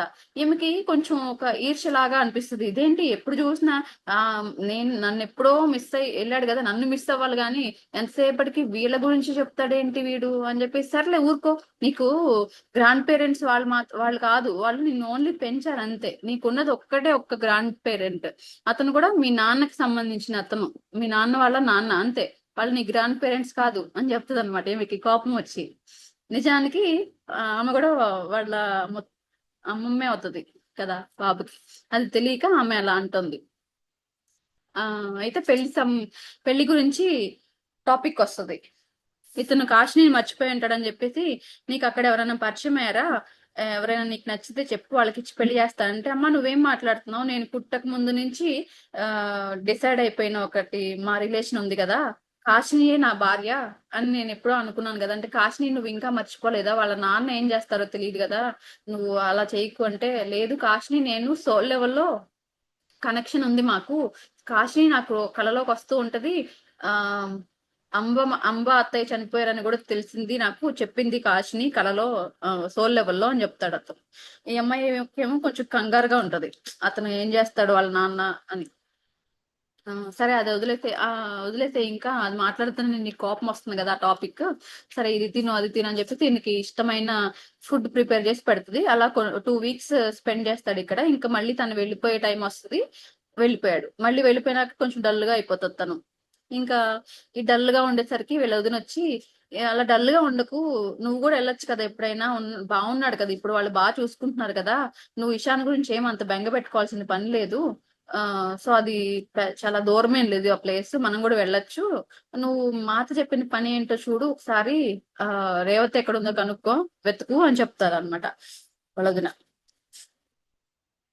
ఆ అయితే ఎక్కడ వెతకాలో ఏంటో అనుకుంటే ఈమె, నేను చెప్పాను కదా లాస్ట్ టైం మనం శివరాత్రికి వెళ్దామని, అక్కడ బాగా చేస్తారంట అని చెప్తుంది. వీళ్ళ మేనక వాళ్ళ పుట్టింటికి సంబంధించిన వాళ్ళు ఆ శివ భక్తులు. బట్ అభిషేక్ అండ్ సుజాతనేమో కృష్ణుడు, నారాయణ వాళ్ళ భక్తులు. సో అందుకని వీళ్ళకి పెద్దగా తెలీదు శివరాత్రి అంటే ఏంటి, ఆ ఫెస్టివల్ ఎలా చేస్తారు ఏంటి అనేది తెలియదు. అసలు ఎలా చేస్తారు ఏంటి, శివరాత్రి ఎందుకు వచ్చింది అని అడుగుతారు వీళ్ళిద్దరు, అభిషేక్ సుజాత. అప్పుడు మేనక చెప్తుంది, సతీదేవి తన పూర్తి శక్తులు తెలుసుకోవాలి అని శివుడు అనుకున్నాడంట. అనుకుని అప్పుడు దక్ష దక్ష యజ్ఞానికి పంపించి ఆమెని అక్కడ అవమానానికి గురయ్యేలాగా చేసి ఆ అగ్నిలోకి దూకేలాగా శివుడే చేస్తాడంట, ఆమె శక్తులను, ఒరిజినల్ శక్తులన్నీ తెలుసుకోవడానికి. అట్లా దూకేసిన మాత ఆ ఒక గుహలోకి వెళ్ళి ఆ మెడిటేషన్ చేస్తూ ఉంటారు అనమాట. ఆ మెడిటేషన్ చేసే ప్రాసెస్ లో ఈయన కూడా కూర్చుని మెడిటేషన్ చేస్తూ ఆమెతో పాటు ఆమె శక్తులను తెలియజేస్తూ ఉండేవాళ్ళంట శివుడు కూడా.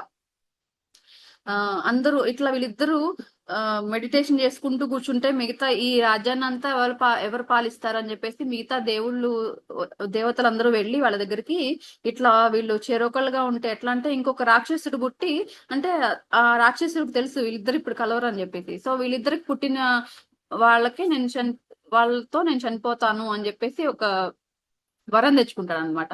వీళ్ళిద్దరు చెరొక గుహలో కూర్చుని మెడిటేషన్ చేసుకుంటూ కూర్చున్నారు. అలాంటిది వీళ్ళకి ఇంకొక బాబు ఎప్పుడు పుట్టాలి, వాళ్ళు వచ్చి ఇతన్ని ఎప్పుడు చంపాలి అని చెప్పేసి ఈ దేవతలందరూ వీళ్ళని డిస్టర్బ్ చేయడానికి ట్రై చేస్తారనమాట. అప్పుడు ఒక మన్మధుడిని తీసుకెళ్లి బలి చేస్తారు. మన్మధుడు, ఆ మనకి ఇది తెలిసిన స్టోరీయే. శివుడు ఆ మంచి మెడిటేషన్ స్టేజ్ లో ఉన్నప్పుడు మన్మథ బాణం వేసి శివుడిని డిస్టర్బ్ చేస్తారట. శివుడు ఆ తపస్సు డిస్టర్బ్ అయ్యి మూడో కన్ను తెరిచేసరికి ఆ అగ్ని తీవ్రతకి ఆ మన్మధుడు భస్మం అయిపోయి బూడిద కుప్పలాగా పడిపోతారట. అప్పుడు రతిదేవి వచ్చి, అయ్యో నా భర్త ఇలా భస్మ రూపంలో అయిపోయారే, నేనెలా ఇప్పుడు బతకను, నా దిక్కేంటి అని చెప్పి బాధపడుతూ ఉంటే ఆ నారాయణుడు వచ్చి, నువ్వేం బాధపడకు, ఇతను మళ్ళీ మానవ జన్మ ఎత్తి నాకే కుమారుడిగా పుడతాడు, అతనే ఇప్పుడు కృష్ణుడి కొడుకు ప్రద్యుమ్నుడు. ప్రద్యుమ్నుడు ప్రద్యుమ్నుడు భూమి మీద ఒక కారణం, ఒక పర్పస్ తో పుడతారు. వాళ్ళకి భూమి మీద ఉన్న వాళ్ళందరికీ కొంచెం ఈ ప్రేమ, ఆ ఆప్యాయత పెంచడానికి అతను కూడా ఉపయోగపడాలి, అతను కూడా కావాలి ఈ టైంలో, అందుకని ఆ టైంలో వస్తాడు, నువ్వు కూడా వద్దు గాని అప్పుడు అని చెప్పి ఒక వరం ఇస్తారట. అతని మొదటి భార్య అయిన మాయావతి, ప్రద్యుమ్నుడి మొదటి భార్య అయిన మాయావతే ఈ రతిదేవి. ఇప్పుడు ప్రద్యుమ్నుడు ఎలా ఉంటాడంటే, ఆయన చాలా అందంగా ఉంటాడంట, ఆకర్షణీయంగా ఉంటాడంట. కళాకారుల్లో ప్రేమ ప్రేమతో చాలా ఇష్టంగా ఉంటాడనమాట వాళ్ళందరితో, చుట్టూతో ఉన్న వాళ్ళందరితో, కళాకారులతో. శివపార్వతులు మళ్ళీ ధ్యాన స్థితిలోకి వెళ్ళి ఆ కొన్నాళ్ళుగా అలా గడిపారంట. పార్వతీ మాతకి తన శక్తులు, ఒరిజినల్ శక్తులు తెలిసాయంట. అదే రాత్రి శివుడు పార్వతీ దేవి దగ్గరికి వచ్చి వివాహం చేసుకుంటారట. అది అదే శివరాత్రి మనం జరుపుకుంటాము అని చెప్పి మేనక వీళ్ళిద్దరికి చెప్తుంది, అభిషేక్ కి అండ్ సుజాతకి. అయితే మనం రేపే వెళ్ళాలి శివరాత్రి వేడుకలకి, రెడీ చేయండి రథం అని చెప్పి చెప్తుంది. అభిషేక్ అంతా రెడీ చేస్తాడు. సో వీళ్ళు సుజాత అండ్ అభిషేక్ మాలిని వెళ్తారు అక్కడికి.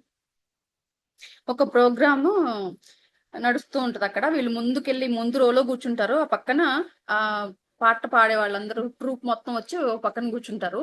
ఈమె చల్లగా ఉంది, ప్రశాంతంగా ఉంది. దట్టు ఇది కొంచెం గందరగోళంగా ఉండేసరికి ఆమెకి డిస్టర్బ్డ్ గా అనిపించి కళ్ళు మూసుకుని కూర్చుంది అనమాట. ఇంకా ప్రోగ్రామ్ స్టార్ట్ అవ్వలేదు అప్పుడు, అందుకని కళ్ళు మూసుకుని కూర్చుంది. కొంచెం సేపటికి ప్రోగ్రామ్ స్టార్ట్ అవుతుంది. ఒక వాయిస్ వినిపిస్తుంది ఈమెకి, మంచి శివుడి పాట. చాలా అద్భుతంగా ఉంటది ఆ శివుడి పాట. ఆ పాట వింటుంటే ఈమెకి మైమర్చిపోయింది. ప్లస్ ఈ గొంతు ఎక్కడో విన్నట్టుంది అని చెప్పేసి కళ్ళు తెరిచి చూస్తుంది. చూసేసరికి ఇంకేముంది, రేవతి. ఆ పాట పాడే అమ్మాయే రేవతి. సో రేవతి కోసం ఎక్కడెక్కడో వెతకాలనుకున్నాను. ఆ ఇక్కడే దొరికింది అని చెప్పేసి చాలా సంతోషిస్తాను అనమాట. ఆ పాట అయిపోయేంత వరకు మైమర్చిపోయి ఆ పాట వింటది. అంత బాగా పాడుతుంది ఆ అమ్మాయి. ఆ పాట అయిపోయిన తర్వాత ఆ అమ్మాయి స్టేజ్ దిగి కిందకి రాగానే రేవతి అని దగ్గరికి వెళ్తాది అనమాట. సుజాత, నువ్వు వచ్చావా ఇక్కడికి? అంటే నువ్వు ఇక్కడ దాకా వచ్చావు కదా, మా ఊరు పక్కనే కదా, రావచ్చు కదా, ఎందుకు ఇలా చేస్తున్నావు, రాలేదు ఎందుకు అంటే, నేను వెళ్ళాను ఉమెన్స్ క్వార్టర్స్ కి. వెళ్ళేసరికి సుమతి చెప్పింది, సుజాత వాళ్ళ అన్నయ్య వాళ్ళ ఇంటికి వెళ్ళిపోయింది అని చెప్పింది. నేను వద్దామని అనుకున్నాను అంటే, లేదు, నువ్వు ఇంకా ఎప్పుడు వచ్చినా సరే ఈ దరిదాపుల్లో మా అన్నయ్య ఇంటికి రావాల్సిందే అని చెప్తుంది అనమాట. చెప్పి నేను అప్పుడు అక్కడికి వెళ్ళాను కదా ఉమెన్స్ క్వార్టర్స్ లో. అప్పుడు మాత ఉన్నారు, నన్ను మా అమ్మ వాళ్ళని కలిసేలా చేశారు. నేను వెళ్ళాను, మా అమ్మని నాకు ఇష్టం లేకుండానే వెళ్ళాను. నన్ను అప్పుడు ఎంత బాధ పెట్టింది మా అమ్మ, నువ్వు గూనీ దానివి, నీకు అసలు పెళ్ళే అవ్వదు, నువ్వు దురదృష్టవంతురాలు అని తిట్టింది కదా. మళ్ళీ మా అమ్మ మొహం చూడాలనుకోలేదు నేను, కానీ మా అత్త నన్ను అలా ఊరుకోలేదు. ఎందుకో మరి. అంటే ఆ పాత పగ లోపల పెట్టుకుని మళ్ళీ పుడితే మళ్ళీ ఆ పగ కోసం మళ్ళీ పుట్టాల్సి వస్తుందని చెప్పేసి ఈ జన్మలోనే క్లియర్ చేయడానికి మాత నాకు ఎంతో ఉపకరణం చేశారు అని చెప్పారనమాట. ఒక అతన్ని రథసారథిని ఇచ్చి పంపించారు. ఆ రథంలో చాలా గిఫ్ట్స్, ఫుడ్ ప్రిపేర్ చేయించి పంపించారంట. ఆ రథసారథి మరెవరో కాదు. ఎవరైనా గెస్ట్ చేయగలరా? అర్జునుడు. అర్జునుడిని ఇచ్చి పంపిస్తారనమాట. సో అర్జునుడు అందరికి అన్ని విధాల వాళ్ళలో ఉన్న బ్లాక్స్ అన్ని క్లియర్ చేయడానికి మెయిన్ రోల్ ప్లే చేస్తారనమాట. సో అర్జునుడిని ఇచ్చి పంపించారు. మా అమ్మ నన్ను చూసేసరికి ఆశ్చర్యపోయింది. నువ్వేంటి ఇంత అందంగా తయారయ్యావు అని చెప్పి చాలా సంతోషించింది. కానీ పాపం వాళ్ళు మరీ దుర్భరమైన స్థితిలో ఉన్నారు. అసలు వాళ్ళ పరిస్థితి బాగాలేదు, ఫినాన్షియల్ గా చాలా డల్ గా ఉన్నారు. అందుకని నేనే మిమ్మల్ని ఇక్కడి నుంచి చూసుకుంటా అని చెప్పాను. నాకు చాలా సంతోషంగా అనిపించింది వాళ్ళకి హెల్ప్ చేయటము అని చెప్పి సంతోషపడుతుంది అనమాట. అయితే సుజాత్ సుమతి నాకు ఇంకొక కథ చెప్పింది దుర్వాసుని గురించి, అది చెప్తా విను అని చెప్పి స్టార్ట్ చేస్తానమాట. దుర్వాసుడు పాండవులంట మా దగ్గరికి అడవికి వెళ్ళారంట. అరణ్యవాసం స్టార్ట్ చేసేటప్పుడు వెళ్ళేటప్పుడు పాండవులు ప్లస్ ద్రౌపది వెళ్ళేసరికి ద్రౌపది మాతకి ఒక చిన్న డబ్బాల ఒక బాక్స్ ఇస్తారనమాట. ఆ బాక్స్ లో రైస్ ఉంటది. ఆ రైస్ నీ దగ్గర జాగ్రత్తగా పెట్టుకో. నీ దగ్గరికి ఒక విశిష్టమైన అతిథి వస్తారు. ఆయన శిష్యులు వస్తారు. వాళ్ళకి మాత్రమే వండి పెట్టింది. ఎంత క్లిష్ట పరిస్థితుల్లో అయినా సరే ఈ బాక్స్ లో రైస్ వాడద్దు అని చెప్తారంట మాత అప్పుడు. అయితే అది ఒక్క ముద్ద తింటే చాలంట. ఫుడ్ కడుపు నిండిపోవటమే కాకుండా చాలా బ్లిస్ఫుల్ స్టేట్ లోకి వెళ్ళిపోతారంట. వాళ్ళకి చాలా సంతోషంగా ఉంటది. సో ఎక్కువ పెట్టాల్సిన పని లేదు, ఒక్క ముద్ద చాలు అని చెప్తారనమాట. సరే అని చెప్పి ఆ బాక్స్ తీసుకుని ఆమె అడవులకి పాండవులతో పాటు బయలుదేరి వెళ్ళిపోతారు. చాలా కష్టాలు పడ్డారు వీళ్ళు. కొన్ని ప్లేసెస్ లో కందమూలాలు అవేం దొరకక చాలా రోజులు పస్తులు పడుకున్న రోజులు కూడా ఉన్నాయి. అయితే వీళ్ళు అడిగారు పాండవులు, అలా ఆ రైస్ ఉన్నాయి కదా అవి వండొచ్చు కదా మనకి అంటే, లేదు అది మాత స్పెషల్ గెస్ట్ కు వండమని చెప్పారు అని చెప్పి ఒకసారి కళ్ళు మూసుకుని శ్రీకృష్ణుని అడుగుతారు, ఇది ఆ వండొచ్చా ఇప్పుడు అంటే, ఆయన నుంచి ఏమి సంకేతం వచ్చేది కాదంట. సో ఇప్పుడు కాదు, వండాల్సిన టైం రాలేదు అని చెప్తుంది. అయితే ఒక రోజు పాండవులు వస్తారనమాట. ఈ దగ్గరలోనే ఒక ఊర్లో దుర్వాసుడు ఉన్నారు, ఆయన వాళ్ళ శిష్యులతో వస్తున్నారు, వాళ్ళకి భోజనం మనం తయారు చేయాల్సిన అవసరం రావచ్చు అని చెప్తారనమాట. మళ్ళీ ఈవిడ మెడిటేషన్ లో కూర్చుని కృష్ణుని అడుగుతారు, ఇదేనా కృష్ణ వండాల్సిన టైం అని అడుగుతారు అనమాట. అవును అని చెప్పేసి సంకేతం వస్తుంది కృష్ణుడి నుంచి. సో ఆమె ఇవన్నీ వాళ్ళు వచ్చేలోపు ఈ రైస్ వండేసి మంచి ఫుడ్ ప్రిపేర్ చేస్తారనమాట. వాళ్ళు రానే వచ్చారు. 9 మంది శిష్యులతో ఒకడు దుర్వాసుడు 10 మంది. ఆ రైస్ ఎగ్జాక్ట్ 10 మందికి వస్తది ఒక్కొక్క ముద్ద. అట్లానే వండుతదనమాట. వండి వాళ్ళందరికి పెడతది ఫుడ్. వాళ్ళందరికి ఒక్కొక్క ముద్ద పెట్టుకొస్తుంటే ఆ దుర్వాసుడు చూసి, ఏంటి ఈమె ఇంత ఆకలితో ఉంటే శిష్యులందరికీ నాకు ఒక్కొక్క ముద్ద పెట్టుకెళ్తది అని చెప్పి కోపంగానే ఉన్నారు కానీ ఆ తింటూ ఉండే వాళ్ళు ఉన్న శిష్యులను చూసేసరికి ఆయనకి ఆశ్చర్యం వేసింది. ఇదేంటి ఒక ముద్ద తినేసి వీళ్ళు అంత ఎలా అంటే చాలా బాగా కడుపు నిండినప్పుడు తేపుతారు కదా హ్యాపీగా, అలా తేపేస్తున్నారు ఏంటి వీళ్ళు, అంత హ్యాపీగా ఎలా ఉంది, ఒక ముద్ద ఎలా సరిపోయింది వీళ్ళకి అని చెప్పేసి అతను కూడా తిన్నాడు. తినగానే ఆయనకి కూడా సంతోషం వచ్చేసింది అనమాట. బ్లిస్ఫుల్ స్టేట్ లోకి వెళ్ళిపోయి వావ్, ఆహా, అద్భుతం అనుకున్నాడు.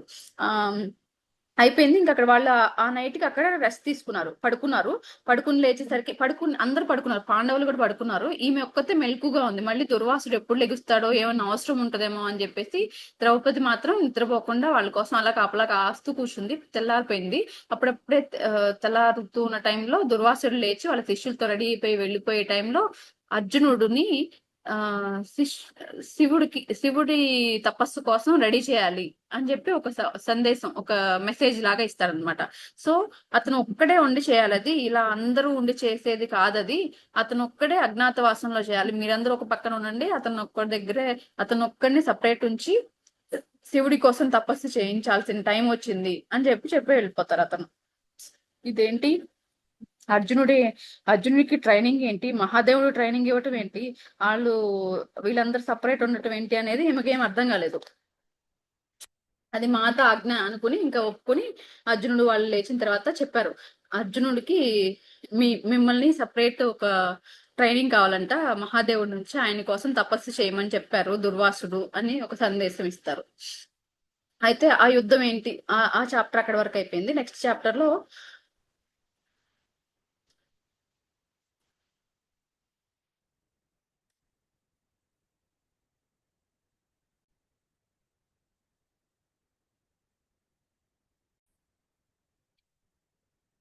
నెక్స్ట్ వీళ్ళందరూ అడుగుతారు, అర్జునుడు మహాదేవుడికి ఏమి యుద్ధం ఏమి తపస్సు చేయాలి, ఆ యుద్ధం కోసం ఏంటి, దేని గురించి అని మాలిని అభిషేక్ని అడుగుతుంది. నాకు అంతా తెలియదు పూర్తిగా అని చెప్తాడనమాట అతను. అయితే వీళ్ళు కంపల్సరీ యుద్ధం చేయాల్సి వస్తుంది, సో అందుకని అతనికి ఇంకా శక్తులు రావాలి. పాండవులు కౌరవులు ఇద్దరు ఎవరికి తగ్గట్టు వాళ్ళు ఆయుధాలను రెడీ చేసుకుని పెట్టుకుంటున్నారు. సో వాళ్ళు ఆయుధాలను గ్యాదర్ చేసుకుని పెట్టుకోవాలి అంటే కొన్ని శక్తులు కావాలి వీళ్ళకి, అందుకని తపస్సు చేయమని చెప్పుండొచ్చు అని అభిషేక్ చెప్పాడు అనమాట. యుద్ధం చేయాలి అని ఆ అనేసరికి మాలినికి కొంచెం కంగారుగా అనిపిస్తుంది. ఎందుకు, అభిషేక్ కూడా ఆ యుద్ధంలో పార్ట్ కదా. అందుకని వాళ్ళ హస్బెండ్ కూడా యుద్ధంలోకి వెళ్తే ఎట్లా, ఆయన ప్రాణాలకి ఏమవుతుందో ఏంటో అని చెప్పేసి కొంచెం కంగారు పడుతుంది ఆ మాటలు వినేసరికి. అయినా పర్వాలేదులే, ఏం భయపడాల్సింది లేదు, కృష్ణుడు పాండవుల వైపే సపోర్ట్ ఉన్నారు, ఆ కృష్ణుడు సపోర్ట్ చేస్తారు, ఏదో ఒక విధంగా హెల్ప్ చేస్తారు అని చెప్తారు అనమాట. దుర్యోధనుడు ఇంద్రప్రస్థాన్ని తన ఆధీనంలోకి తీసేసుకున్నాడు మొత్తం. ఆ తర్వాత వీళ్ళు మళ్ళీ ఆ అక్కడి నుంచి అడవుల నుంచి వచ్చేసరికి ఏదో ఒక రాజ్యం ఉండాలి కదా, ఆ రాజ్యం కోసం కంపల్సరీ అతను ఇవ్వడానికి ఇష్టపడడు, అందుకని యుద్ధం చేయాల్సి వస్తుంది కంపల్సరీ అని చెప్పేసి వీళ్ళిద్దరు భావిస్తున్నారు, అభిషేక్ మాలిని. వీళ్ళు మాట్లాడుకుంటున్నారు. సుజాత అంటదనమాట, కృష్ణుడు కుంతిమాతతో ఏదో ఒక ప్లాన్ చేసుంటారులే, లేకపోతే అట్లా ఎట్లా ఊరుకుంటారు వాళ్ళు అంటే, అవును అయినా ఆ అన్ని సపోర్ట్ చేయాలన్నా కూడా కర్మ ఏమన్నా ఉంటే కనుక దాన్ని సపోర్ట్ చేసినా ఏమి అవ్వదు, ఏమి ఉపయోగం ఉండదు. అంబ విషయంలో ఏమైందో చూసారు కదా, అంబ పూర్వజన్మ శాపం ఉండటం వల్ల అలా చనిపోయిందిట. అంటే ఆ అంబ చావును మాత్రం ఎలా అడ్డుకోలేదో ఈ యుద్ధాన్ని కూడా ఆపరేమో. పాండవులు కౌరవులు యుద్ధానికి ఆయుధాలు పోగు చేసుకుంటున్నారు, సో వాళ్ళ కర్మని పోగొట్టాలి అంటే వీళ్ళు కూడా దాన్ని ఏం ఆపలేరు అని ఈయన గట్టిగా చెప్తున్నారు అనమాట. వీళ్ళు ముగ్గురు మాట్లాడుకుంటున్నారు ఇది.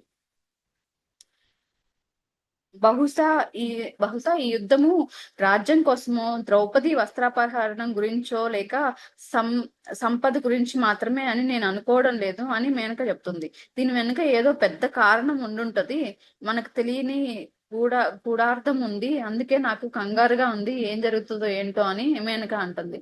ఏం జరిగినా మనం చేసేది ఏం లేదు మేనక.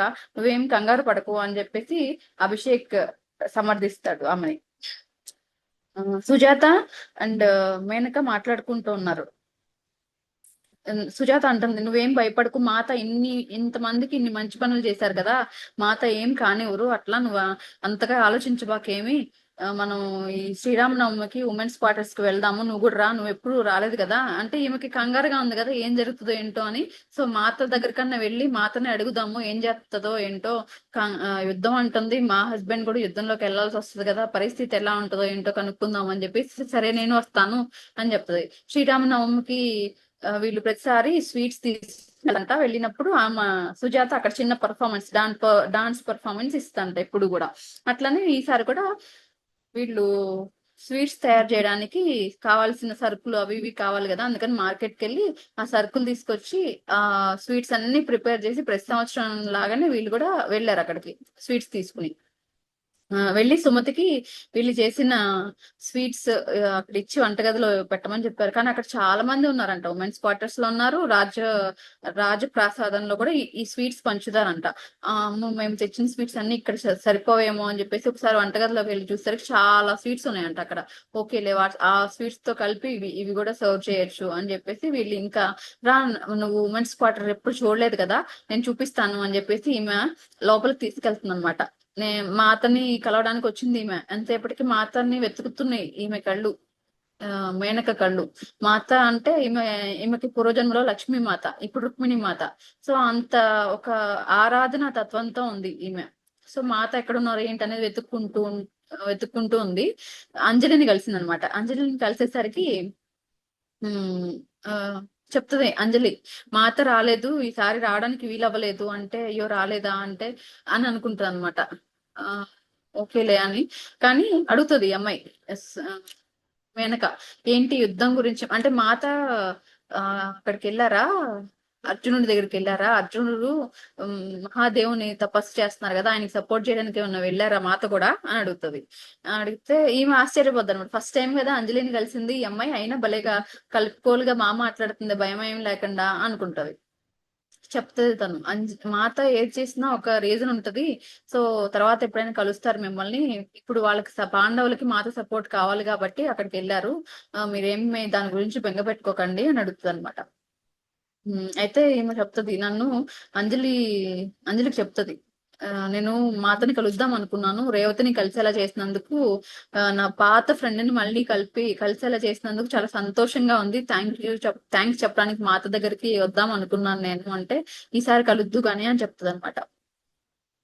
ఇంకా సుమతిని పరిచయం చేసింది మేనకకి. అలా ఉమెన్స్ క్వార్టర్ మొత్తం తిప్పి, ఇది టెంపుల్, ఆ పక్కన లోటస్ పాండ్ అవన్నీ చెప్పి, మేము ఇక్కడే కూర్చునే వాళ్ళం, ఇషాన్ నేను ఎక్కువ టైం ఇక్కడే స్పెండ్ చేసేవాళ్ళం, మాతో వచ్చినప్పుడు ఇక్కడే సభలన్నీ ఏర్పాటు చేసేవాళ్ళు అవన్నీ చెప్పుకొస్తూ ఉందన్నమాట. అయితే ఇంకా మళ్ళీ అంజలి వచ్చింది వీళ్ళ దగ్గరికి. అంజలి వచ్చేసరికి మేనక మళ్ళీ అడుగుతుంది, అంజలి ఆ మాత ఆ అర్జునుడి దగ్గరికి వెళ్ళి ఇప్పుడు అవన్నీ చేయిస్తున్నారు కదా, అంటే దీని పర్యవసానం నెక్స్ట్ యుద్ధమే ఉంటదంటావా అని అడుగుతుంది. అర్జునుడు మహాదేవునితో జరిగిన భేటీ గురించి అంజలి చెప్తుంది. శివుని కోసం శ్రీకృష్ణుడు అర్జునుడికి చెప్పాడు, శివుడి కోసం తపస్సు చెయ్యి, పాశుపతాస్త్రం కావాలి అని చెప్పేసి దానికోసం యుద్ధం చేయాలని, యుద్ధానికి తపస్సు చెయ్యి అని చెప్తారట. ఆ తపస్సు ఎలా ఉండాలంటే, ఏమి ప్రపంచంతో సంబంధం లేకుండా ఓన్లీ శివుడిని మాత్రమే ధ్యానిస్తూ కూర్చోవాలంట.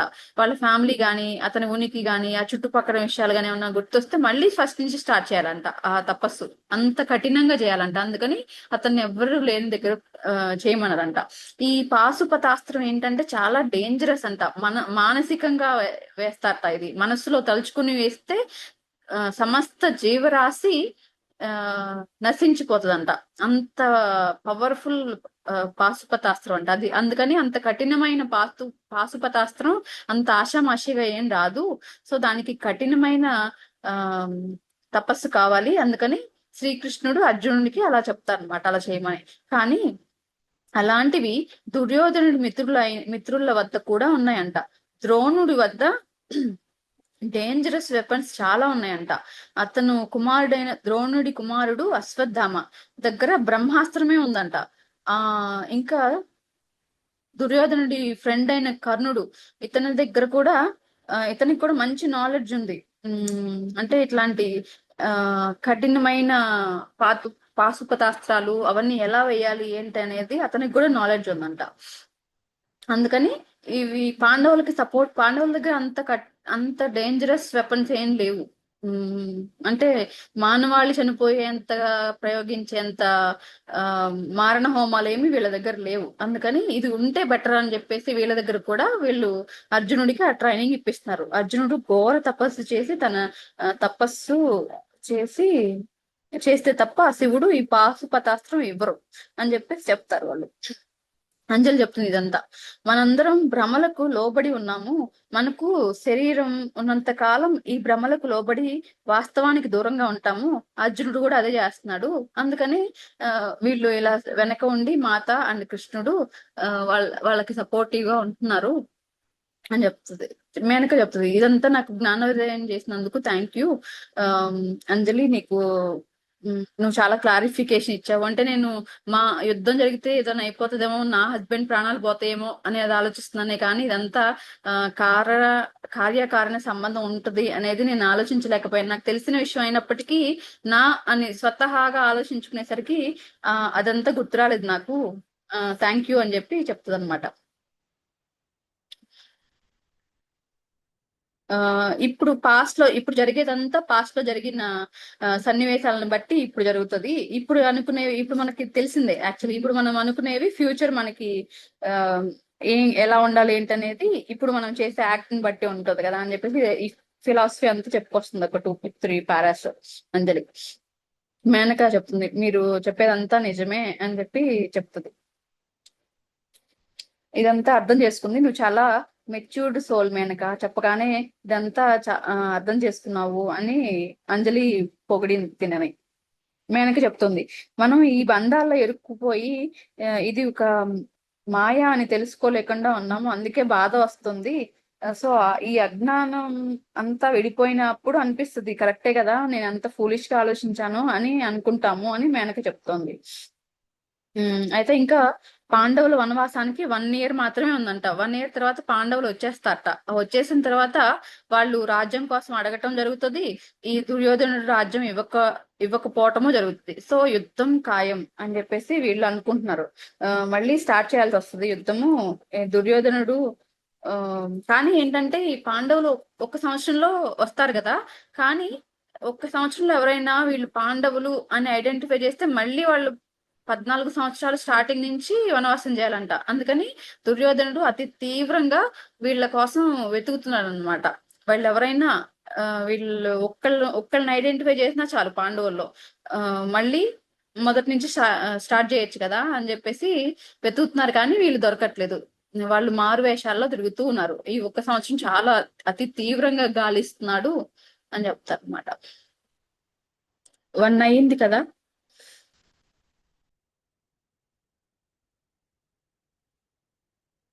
Next chapter unexpected marriage. Sriramanavami అయిపోయింది. వాళ్ళు శ్రీరామనవమి వేడుకలకే కదా లాస్ట్ ఇయర్ వెళ్ళారు. అక్కడి నుంచి 1 సంవత్సరం గడిచిపోయింది. ఆ సంవత్సరం గడిచిపోయింది, మళ్ళీ శ్రీరామనవమి వచ్చేస్తుంది అనమాట. ఆ టైంకి రేవతి వచ్చింది ద్వారకకి. వచ్చి వీళ్ళ ఇంటికి వచ్చింది. అభిషేక్ వాళ్ళ ఇంటికి వచ్చి సుజాతను కలిసింది. ఏంటి నువ్వు మళ్ళీ శ్రీరామనవమి వేడుకలకు వచ్చావా? చాలా సంతోషంగా ఉంది నేను చూడటానికి. ఇక్కడికి వచ్చినప్పుడు కలవమని చెప్పాను కదా, అందుకని కలవడానికి వచ్చావా అని సంతోషంగా అడుగుతుంది అనమాట సుజాత. ఏమో నాకేం తెలీదు, సడన్ గా రమ్మని చెప్పారు. అసలు ఏం ప్రోగ్రామో దేనికో ఏం చెప్పకుండా తీసుకొచ్చారు, నాకు అర్థం కావట్లేదు అని చెప్తుంది అనమాట. శ్రీకృష్ణుడు ద్వారకకు రావాలి అని చెప్పేసి ఒక సందేశం పంపించారు అని చెప్తుంది అనమాట తను రేవతి. శ్రీకృష్ణుడు ద్వారకలో అదేంటి శ్రీకృష్ణుడు మాత ద్వారకలో లేరు కదా, పాండవుల దగ్గర సపోర్టివ్ గా సారీ పాండవులు అక్కడ లేరు కాబట్టి సుభద్ర కొడుకుని పెంచడానికి అక్కడికి వెళ్ళారు కదా మాత. అంటే ఇంద్రప్రస్థానికి వెళ్ళారు కదా అభిమన్యుడిని పెంచడానికి. అభిమన్యుడికి 2 సంవత్సరాల వయసు ఉన్నప్పుడు వాళ్ళ నాన్న వాళ్ళ పెదనాన్నలందరూ అరణ్యవాసానికి వెళ్ళిపోయారు. ఇప్పుడు 14 సంవత్సరాలు అయిపోయింది. 16 సంవత్సరాలు వచ్చినాయి ఆ అబ్బాయికి. అప్పుడు సుభద్ర ఒక్కతే ఉంటోందని చెప్పేసి తనకి హెల్ప్ఫుల్ గా ఉంటదని చెప్పేసి అక్కడికి వెళ్ళి అక్కడ ఉంటున్నారు కదా, మరి శ్రీకృష్ణుడు ఇక్కడికి రమ్మని చెప్పడం ఏంటి అని వీళ్ళు మాట్లాడుకుంటున్నారు, రేవతి, మాలిని అండ్ సుజాత. రేవతి చెప్పింది, మేము ఇతర డాన్సర్స్ తో వచ్చాము, చాలా పెద్ద ట్రూప్ తో వచ్చాము. వాళ్ళు మేము కలిసి ఇంద్రప్రస్థాకి వెళ్ళాలి అనుకున్నాము, కానీ ఇక్కడ తీసుకొచ్చారు, ఏంటో తెలియదు నాకు కూడా అని అంటుంది. ఇషాన్ ఇషాన్ ని కూడా ఒక్క నిమిషం. ఓయ్. రేవతి వెళ్ళిపోయిందంట ఆ మాట చెప్పి. ఎందుకో తెలియదు నాకు అంటే అంటే మీ ట్రూప్ తో ఇషాన్ కూడా వచ్చాడా అనేది అడిగితే నాకు తెలియదు అదంతా అని చెప్పి రేవతి వెళ్ళిపోతుంది. రాజభవన్ నుంచి ఒక రథం వస్తుంది వీళ్ళకి సడన్ గా, సుజాతకి, మేనకకి, అభిషేక్ కి. కొన్ని రోజుల కొన్ని రోజులకి అన్నమాట ఇది. ఒక రోజు సాయంత్రం మా కోసం రథం వచ్చిందని చెప్తుంది. నాకు డాన్సర్ గా ఒక రెడీ, వాళ్ళు చెప్తారు ఏమని, సుజాతనే, మీరు ఒక మంచి డాన్సర్ గా రెడీ అవ్వండి. అభిషేక్ అండ్ మాలిని ఏమో ఒక పండక్కి గనక ఎలా మంచిగా రెడీ అవుతారు అట్లా కొత్త బట్టలు వేసుకుని రెడీగా ఉండండి అని చెప్పేసి ఒక సందేశం వచ్చింది. ఆ సందేశం ఎవరి నుంచి వచ్చింది ఏంటో తెలియదు, ఒక సందేశం మాత్రం వచ్చింది, రాయబారం. వీళ్ళు ఇదేంటి రథం పంపించారు, మంచిగా రెడీ డ్రెస్ అట్లా వేసుకోమని చెప్తున్నారు, నేను డాన్స్ పెర్ఫార్మెన్స్ ఇచ్చి ఎన్ని రోజులైందో, ఎన్నో సంవత్సరాలు అయింది, అట్లాంటిది నేను రాజ్భవనంలో మళ్ళీ డాన్స్ పెర్ఫార్మెన్స్ నేను ఎలా ఇవ్వగలను, అసలు ఏంటి ఏం జరుగుతుంది, ఇది నేను రాలేను, నాకు బాలేదని చెప్పేద్దామా అనుకుంటుంది అనమాట. లేదు లేదు లేదు, ఇది రాజభవన్ నుంచి వచ్చిన ఆజ్ఞ, అట్లా మనం చెప్పకూడదు అని చెప్తుంది మాలిని. అయితే సరే అని చెప్పేసి ఆ రోజు నైట్ ఈవినింగ్ కి స్టార్ట్ అవుతారు వీళ్ళు. నెక్స్ట్ డేకి వీళ్ళు, ఈ అమ్మాయి మంచి డాన్సర్ గా రెడీ అవుతుంది, వాళ్ళిద్దరం మంచిగా పండక్కి దర్జాగా ఒక డ్రెస్ వేసుకుంటారు కదా, అట్లాంటి ఒక డ్రెస్ వేసుకుని రెడీగా టీవీగా ఉంటాడు మంచిగా. అయితే అతను అభిషేక్ విల్లు తీసుకోబోతుంటే సుజాత నవ్వి, మనం వెళ్తుంది డాన్స్ పర్ఫార్మెన్స్ కి, యుద్ధానికి కాదు అని నవ్వుతుంది అనమాట. సో అది అక్కడ పెట్టేసి ఇంకా ఇతను కూడా రథం ఎక్కేస్తారు. ఇంకా రథం చాలా దూరం గంటల తరబడి ప్రయాణం చేస్తూనే ఉన్నారు వీళ్ళు. ఒక అడవి దారి నుంచి తీసుకెళ్తున్నారు. ఆ అయితే ఆ రాజభవనం దగ్గరకు వచ్చేసరికి రాజభవనాన్ని దాటి వెళ్ళిపోతుంది రథం. ఇదేంటి, రాజభవనం ఇక్కడ ఉంటే రాజభవనాన్ని దాటి వెళ్ళిపోతున్నారు ఏంటి అని రథసారథిని అడుగుతుంటే ఆయన ఏం చెప్పట్లేదు, మమ్మల్ని వేరే దగ్గరికి తీసుకురమ్మన్నారండి మిమ్మల్ని అని చెప్పి తీసుకెళ్లిపోతున్నాడు అతను. ఎక్కడికి వెళ్తున్నావు ఏంటో తెలియట్లేదు, అడవులు, ఒక కొత్త రూట్ అదంతా. ఇంకా కొండలు, అడవులు అవన్నీ దాటుకుంటూ జలపాతాలు, చాలా మంచి మంచి ప్లేసెస్ దాటుకుంటూ ఒక ఒక కొండ చివరికి వెళ్ళి ఆగిందంట రథం. ఆగేసరికి ఆ కొండ చివరన పెద్ద మండపం ఏర్పాటు చేస్తుంది, ఒక ఎవరితో పెళ్లి జరుగుతుంది అక్కడ. ఓ బహుశా ఎవరో రాజ కుటుంబంలో ఉన్న వాళ్ళ పెళ్లి జరుగుతున్నట్టుంది, ఆ పెళ్లికి పర్ఫార్మెన్స్ ఇవ్వడానికి నన్ను పిలుచుంటారు అనుకుని ఈ అమ్మాయి రథం దిగుతుంది. రథం దిగగానే రేవతి కనిపించింది. రేవతి, నువ్వేంటి ఇక్కడ ఉన్నావు? సుమతి కనిపించిన తర్వాత, అరే సుమతి కూడా ఇక్కడే ఉంది, ఇదేంటి అంటే రేవతి చెప్తుంది, ఏమో నాకు అది అర్థం కాలేదు, మమ్మల్ని ఇక్కడికి తీసుకొచ్చారు, సో నిన్నెవరు పిలిచారు అని చెప్తే, ఏమో మరి రాజా కుటుంబం నుంచి, రాజభవనం నుంచి ఒక రథం పంపించారు, ఇట్లా రెడీ అయ్యి రమ్మన్నారు, నాకే అర్థం కావట్లేదు ఏంటో అని మళ్ళీ 2 అడుగులు వేసేసరికి అంజలి కనిపిస్తుంది. అంజలి, నువ్వు ఇక్కడే ఉన్నావా అని చెప్పి, ఏం జరుగుతుంది ఇక్కడ, అసలు ఎవరు పెళ్లి ఇది, మమ్మల్ని అందరిని ఎందుకు రమ్మన్నారు అని అడుగుతుంటే, అక్కడ దూరంగా పెళ్లి కొడుకు పెళ్లి కూతురు కనిపిస్తారు. వాళ్ళు ఎవరో తెలిసిన వాళ్ళలాగా అనిపిస్తుంది అనమాట అమ్మాయికి. దగ్గరికి వెళ్ళి చూసేసరికి అది ఎవరో కాదు. ఎవరైనా గెస్ట్ చేయగలరా ఎవరో? వాళ్ళ అబ్బాయేనండి. అవును, ఇషాన్. అవును, ఇషానే పెళ్లి కొడుకు. ఇషాన్, నువ్వు ఇక్కడ ఉన్నావా, ఏంట్రా ఇది, ఏంటి ఇలా రెడీ అయ్యావు, ఎవరి పెళ్లి ఇది ఏంటి అట్లా అడుగుతుంటే, ఇతను కూడా అలా బ్లాంక్ గా చూస్తూ ఉంటాడు, ఏం జరిగిందో తెలియదు అటు అమాయకంగా. పెళ్లి కూతురు ఎవరోలే, రాజ కుటుంబంలోకి సంబంధించిన అది వేరే డాన్సర్ కమ్యూనిటీలో ఒకళ్ళు అయ్యుండొచ్చులే అనుకుంటది ఈ అమ్మాయి. ఎందుకంటే కాశీని వెళ్ళిపోయి చాలా రోజులైంది కదా, కాశీనితో వీళ్ళకి సంబంధం ఏమి లేదు, ఎక్కడ ఉందో కూడా తెలియదు. సో కాశీని అయ్యుండదులే అమ్మయ్య అనుకుంటుంది. అయ్యేసరికి పెళ్లి కూతురుని చూసేసరికి కాశీని అసలు ఎంత అందంగా ఉందో తెలుసా. విడిగా ఉన్నప్పుడు చాలా నార్మల్ గా జుట్టు అలా ఫ్రీగా వదిలేసి నాచురల్ గా ఉండడానికి ఇష్టపడుతుంది ఆ అమ్మాయి. అలాంటిది ఆ అమ్మాయిని రాజు కుటుంబంలో పెళ్లి జరిగితే ఎలా అలంకరిస్తారు, అట్లా ఇట్లా మంచిగా అలంకరించి డ్రెస్ కూడా చాలా మంచి షైనీ లుక్ గా ఒక రాణిలాగా అలంకరించారనమాట. అమ్మాయిని చూడడానికి భలే ఉంది. చాలా బాగా అందంగా రెడీ చేయింది అని అనుకుంటుంది అనమాట. ఈమెకేంటి ఉన్న లోటు, వీళ్ళ పెళ్లి ఎలా జరిగింది, ఎవ్వరు లేకుండా అనాథల్లాగా జరిగింది కదా. సో వాళ్ళ కొడుకు పెళ్ళైనా అట్లీస్ట్ అంగరంగ వైభవంగా జరగాలి అనేది ఈమె కోరిక. అలానే ఒక పెద్ద రాజు కుటుంబంలో పెళ్లి ఎలా జరిగితే ఎలా ఉంటుందో, అలా ఇతన్ని రాజులాగా, ఆమెను రాణిలాగా డెకరేట్ చేశారనమాట. ఆమెకున్న ఆశల్లో ఒకటి తీరబోతోంది. వాళ్ళని చూసి చాలా ఆశ్చర్యంగా అనిపిస్తుంది. మీరేనా ఇషాన్ కాశీ ఇలా రెడీ అయ్యారేంటి అని చెప్తుంది. చాలా అందంగా ఉన్నారు అని చెప్పి వాళ్ళిద్దరిని చూసుకుని మురిసిపోతూ ఉంటది. ఈ లోపు మాత కృష్ణులు ఏ రథము లేకుండా నడుచుకుంటూ వస్తారు అంత పెద్ద కొండ మీదకి. ఏం వెనకాల ఏముండవు, వీళ్ళిద్దరు మాత్రం నడుచుకుంటూ వస్తారు. అదేంటి అలా, ఎక్కడి నుంచి వచ్చారు వీళ్ళిద్దరు, ఆశ్చర్యంగా, ఏ రథము లేకుండా అని చెప్పేసి ఆశ్చర్యంగా చూస్తూ ఉంటది అనమాట. ఈ అమ్మాయికి అంతా క్వశ్చన్ మార్క్, ఏంటో అంతా అయోమయంగా ఉందన్నట్టు చూస్తూ ఉంటది సుజాత. మాత కృష్ణులు వచ్చి కూర్చుంటారు అనమాట. కూర్చోగానే పెళ్లి స్టార్ట్ చేస్తారు. పెళ్లి అరేంజ్మెంట్ ఇంకా కానివ్వండి అన్నట్టు స్టార్ట్ చేస్తారు. కాశిని సుజాతని కాశిని అడుగుతుంది అనమాట సుజాతని. మాతులి, నాకు ఒక పెళ్లి గిఫ్ట్ ఇస్తావా, ఆ నా పెళ్లి గిఫ్ట్ ఇస్తావా, దుర్గా డాన్స్ పర్ఫామ్ చేస్తావా అని అడుగుతుంది అనమాట. దుర్గా డాన్సా?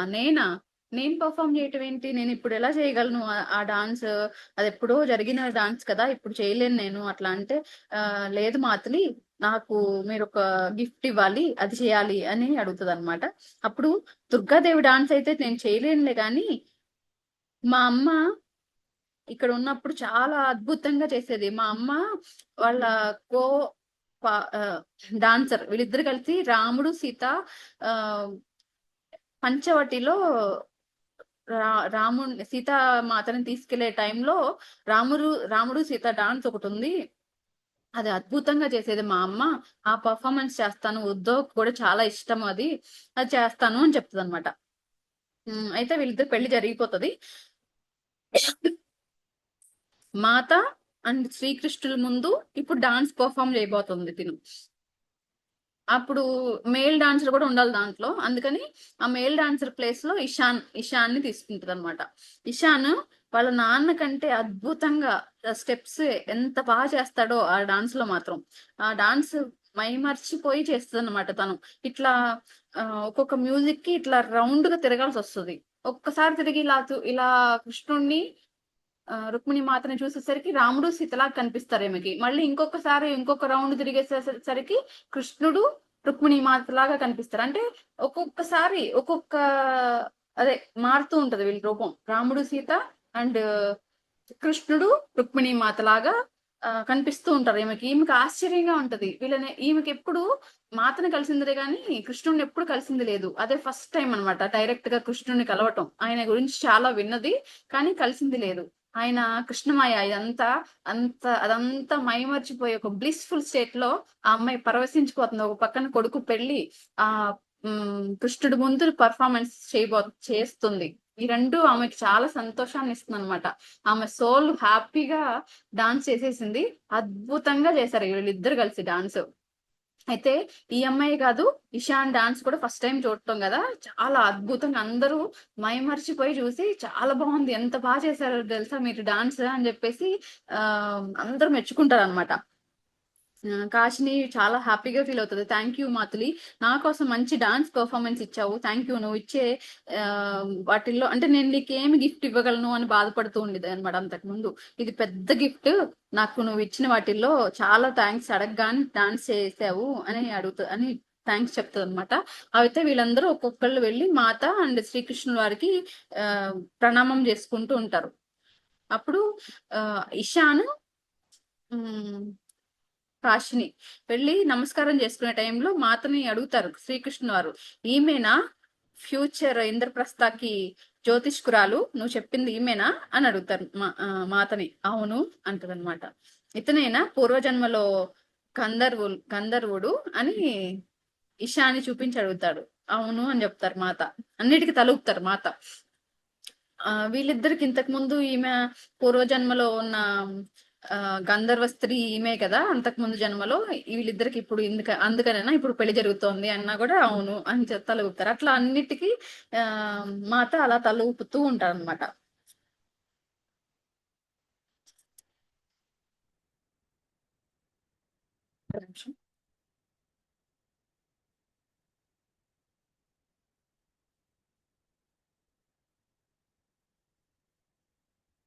అయితే వీళ్ళకి పెళ్లి జరిగింది కదా, పెళ్లి కూతురుకి పెళ్లి కొడుకుకి గిఫ్ట్లు ఇద్దాం మనం అని చెప్పేసి కృష్ణుడు దగ్గర ఉన్న ఒక రాయి, రంగు రాయి, బ్లూ కలర్ లో ఉన్న రాయి ఇస్తారనమాట. ఆ రాయి నీ దగ్గరే ఉంచుకో, చాలా శక్తివంతమైన రాయి ఇది అని చెప్పి ఇస్తారు. అది దానికి చాలా పూర్వ చరిత్ర చాలా ఉంది, అది నీ దగ్గరే ఉండాలి అని చెప్తారు. ఈ అమ్మాయికి ఒక చిన్న చిన్న జాడీలు రెండు ఇస్తారనమాట. ఈ జాడీల్లో ఒక మందు ఉంది. రెండు జాడీల్లోనూ ఒకటేమో ఒకటి చనిపోయిన ప్రాణాన్ని ఒక్కరిని మాత్రం బతికించవచ్చు ఆ మందును వాడి. రెండో జాడీలోనేమో గాయాన్ని మాన్పించే మందు. అది కూడా ఒక్కసారి మాత్రమే వాడగలవు నువ్వు అని చెప్పి ఆ అమ్మాయికి ఇస్తారు. జ్యోతిష్కురాలు, అదే హాషినికి. ఇషాన్కి ఏమో బ్లూ స్టోన్ ఇస్తారు కదా.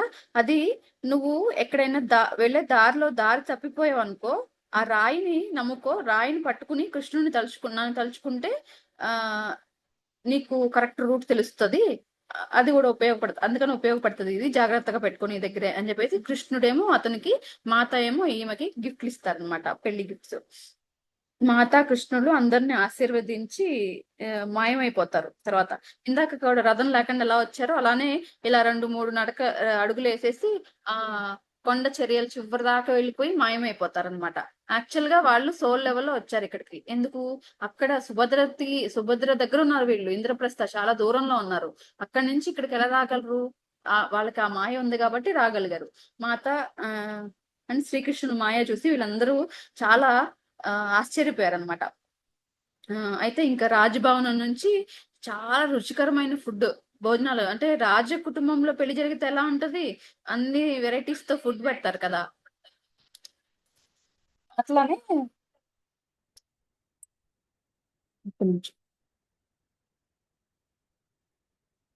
మంచి ఫుడ్ అరేంజ్ చేస్తారు వీళ్ళకి. అందరూ ఫుడ్ తినేశారు, చాలా హ్యాపీగా ఉంటుందన్నమాట. వీళ్ళు కూడా తినేసిన తర్వాత అందరినీ ఫుడ్ పెట్టి పంపించేస్తారు. ఇంకా మిగిలింది అభిషేక్, అభిషేక్ వాళ్ళ ఫ్యామిలీ అండ్ ఈ పెళ్లి కొడుకు పెళ్లి కూతురు సుజాత, అంతే. వీళ్ళ వరకే ఉన్నారు. అయితే అడుగుతుంది, అసలు ఏంటి ఈ మాయ, ఎలా జరిగింది ఏంటి. అంతవరకు ఒక చాప్టర్ అయిపోయింది. నెక్స్ట్ చాప్టర్ ఇది. అభిషేక్ మేనక ఏమో వాళ్ళ రథంలో వీళ్ళు వెయిట్ చేస్తున్నారు సుజాత వస్తే ఇంటికి వెళ్ళడానికి. అక్కడ రథంలోనే పడుకుని నిద్రపోతా ఉంటారు. ఈ అమ్మాయి మాత్రం వీళ్ళిద్దరిని, ఇషాన్ని కాశీని వదలలేక అక్కడే కూర్చుని వాళ్ళతో కబుర్లు చెప్తుంది. నాకు చాలా సంతోషంగా ఉంది, ఇట్లా జరుగుతుంది అనుకోలేదు, నేను ఇంకా వేరే ఎవరు పెళ్ళో అనుకున్నాను ఏంటో అని ఆశ్చర్యంగా అన్ని జరిగినాయని చెప్పుకొస్తూ ఉందన్నమాట. అయితే ఆ అడుగుతుంది అనమాట, అసలు ఏంటి, ఏం జరిగింది, ఇది ఎలా జరిగింది, మీరు ఎలా కలిశారు, అసలు నువ్వేమైపోయావు కాశిని, అప్పుడు నా దగ్గర నుంచి వెళ్ళిపోయినప్పుడు ఇంకా తర్వాత కలవలేదు అని అడుగుతుంది. అయితే చెప్పడం స్టార్ట్ చేస్తుంది అనమాట అమ్మాయి. మీ దగ్గర నుంచి వచ్చిన తర్వాత అంజలి నన్ను, మా పూర్వజన్మలో నేను ఒక రాజులాగా ఉండేవాడిని. అక్కడ మా గురూజీ దగ్గర ట్రైనింగ్ తీసుకోవాలి అని చెప్పి నేను నాకున్న ఆ కుతూహలానికి ఈ జన్మలో మా గురూజీని మాత వెతుక్కుని వచ్చారు. సో భూమి మీదకి వచ్చారు ఆవిడ. అప్పుడు ఆ మాత దగ్గరికి ఆ గురూజీ దగ్గరికి తీసుకెళ్లి నన్ను అంజలి వదిలేసింది. సో అక్కడ ఆమె నాకు ప్రతి ప్లేస్ లో డిఫరెంట్ ప్లేస్ కి తీసుకెళ్లి అక్కడ వదిలేసేవాళ్ళంట.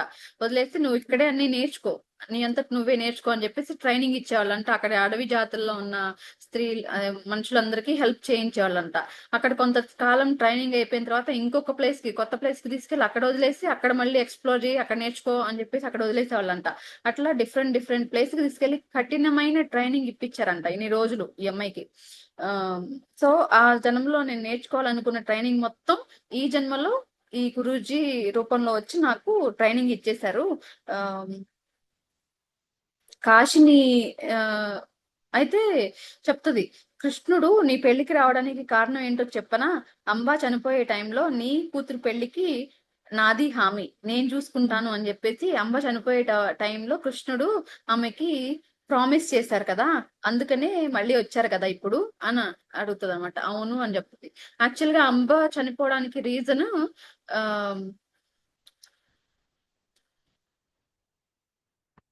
ఆ పూర్వజన్మలో ఉన్న ఒక శాపం అన్నమాట. నాగుల కుటుంబంలో పుట్టినప్పుడు ఆమెకు అన్ని ఆ, స్- యుద్ధ విద్యలు అవన్నీ వచ్చనమాట. అయితే రెండో కోడలు ఈమె నాగుల ఫ్యామిలీలో. అయితే ఈ అమ్మాయికి చాలా స్కిల్స్ ఉన్నాయి, ఈమె రాజ్యపాలన చేస్తే చాలా బాగుంటది అని చెప్పేసి పెద్ద కొడుకుని కాదని చెప్పి ఈమెకి రాజ్య పట్టాభిషేకం చేస్తారు. అయితే ఆయనకి చిన్నప్పటి నుంచి ఆయన రాజుగా చేయాలనుకుంటారు కదా, అతని కోపంతో ఈ అమ్మాయి రాకపోతే నేను ఆ సింహాసనం నాదయ్యేది కదా, ఈమె వచ్చి నా పొజిషన్ ఇప్పుడు తీసేసుకుందని చెప్పేసి పగతో ఆమెని చాలా సార్లు చంపడానికి ట్రై చేసేవాడు అనమాట. అట్లా ఒక రోజు ఇట్లా చంపబోతూ ఉంటే ఆమె పొరపాటున ఆమె చేతిలో అతను చనిపోతారు, కత్తి తగిలి చనిపోయేటప్పుడు. లాస్ట్ లో ప్రాణం పోయే టైంలో నువ్వు నీ భర్త చేతిలో అతి దారుణంగా చంపబడతావు అని చెప్పి చెప్పిస్తాడనమాట అతను. అయితే నాగుల జన్మలో ఆమెకి ఆ శాపం జరగలేదు, ఎందుకంటే వాళ్ళ హస్బెండ్ కి ఆమె అంటే అపురూపమైన ఇష్టం, చాలా ఇష్టం అన్నమాట. అంత ఇష్టమైన భార్యని చంపుకోలేదు అతను. అందుకని ఆ శాపం నెరవేరాలి కాబట్టి మళ్ళీ అంబ రూపంలో వచ్చింది. ఈ కాశిని కూడా పూర్వజన్మలో రాజులా ఉన్నప్పుడు ఒక శాపం ఉంది. మీ అమ్మ నీ కళ్ళ ముందే చనిపోతుంటే ఆ బాధ నువ్వు చూస్తావు అని చెప్పేసి ఒక శాపం ఉంది. అందుకని ఈ రెండు శాపాలు నెరవేరాలని చెప్పేసి ఇలా జరిగింది. ఆ టైంలో కృష్ణుడు ప్రత్యక్షమయ్యాడు. అయ్యి చెప్పారు, నీ కూతురు బాధ్యత నాది, నువ్వేమి బాధపడకు అని చెప్పేసి ఆమెకి హామీ ఇచ్చి పంపించారు ఆమెని సోల్ లెవెల్లో. అందుకని మా అమ్మ గురించి నాకు అసలు బెంగే లేదు, కృష్ణులతో పాటే ఉన్నారు మా అమ్మ అని చెప్తుంది.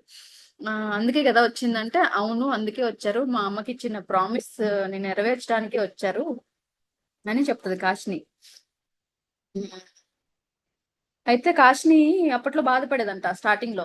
మా అమ్మ చావుకి నేనే కారణం, నేనే లేకపోతే మా అమ్మ బతికేది కదా, నా పెళ్లి గురించి డిస్కస్ చేస్తూనే మా నాన్న చేతిలో చనిపోయింది అనేసరికి అని బాధపడుతూ ఉండేది అనమాట ఈ గురూజీ దగ్గరికి వెళ్ళేటప్పుడు. ఆ గురూజీ అన్నారనమాట, లేదు లేదు, ఏ ఈ భూమి మీద ఎవరి జీవితంలో ఏది జరిగినా సరే పక్కన వాళ్ళ కారణం కాదు, వాళ్ళు వాళ్ళ పూర్వజన్మ వాసనలను బట్టి జరుగుతుంది, కాబట్టి నువ్వు అసలు బాధపడాల్సిన పనే లేదు అని నాకు జ్ఞానోదయం చేశారు మా గురూజీ. ఆ తర్వాత నుంచి నేను కూడా నన్ను ఇంతకు ముందు ఉన్న అంత బాధ లేదు నాకు, మా అమ్మ వెళ్ళిపోయిందని. ఇప్పుడు నేను అంతా తెలుసుకున్నాను కాబట్టి నాకు హ్యాపీగానే ఉంది అని చెప్తుంది. సోల్ లెవెల్లో ఏంటి అనేది తెలుసుకున్నాను కాబట్టి నాకు హ్యాపీనే. నా గురూజీ నాకు చాలా హెల్ప్ చేశారు వీటన్నిటి నుంచి నేను బయటికి రావడానికి అని చెప్తుంది అనమాట. తర్వాత నాకు అంతా ట్రైనింగ్ ఇచ్చేసి వెళ్ళిపోయారంట గురూజీ. నీకు అంతా ట్రైనింగ్ ఇచ్చేసాను నేను, ఇంకా నువ్వు ఇక్కడ నీకు నేర్పించాల్సిన పనే లేదు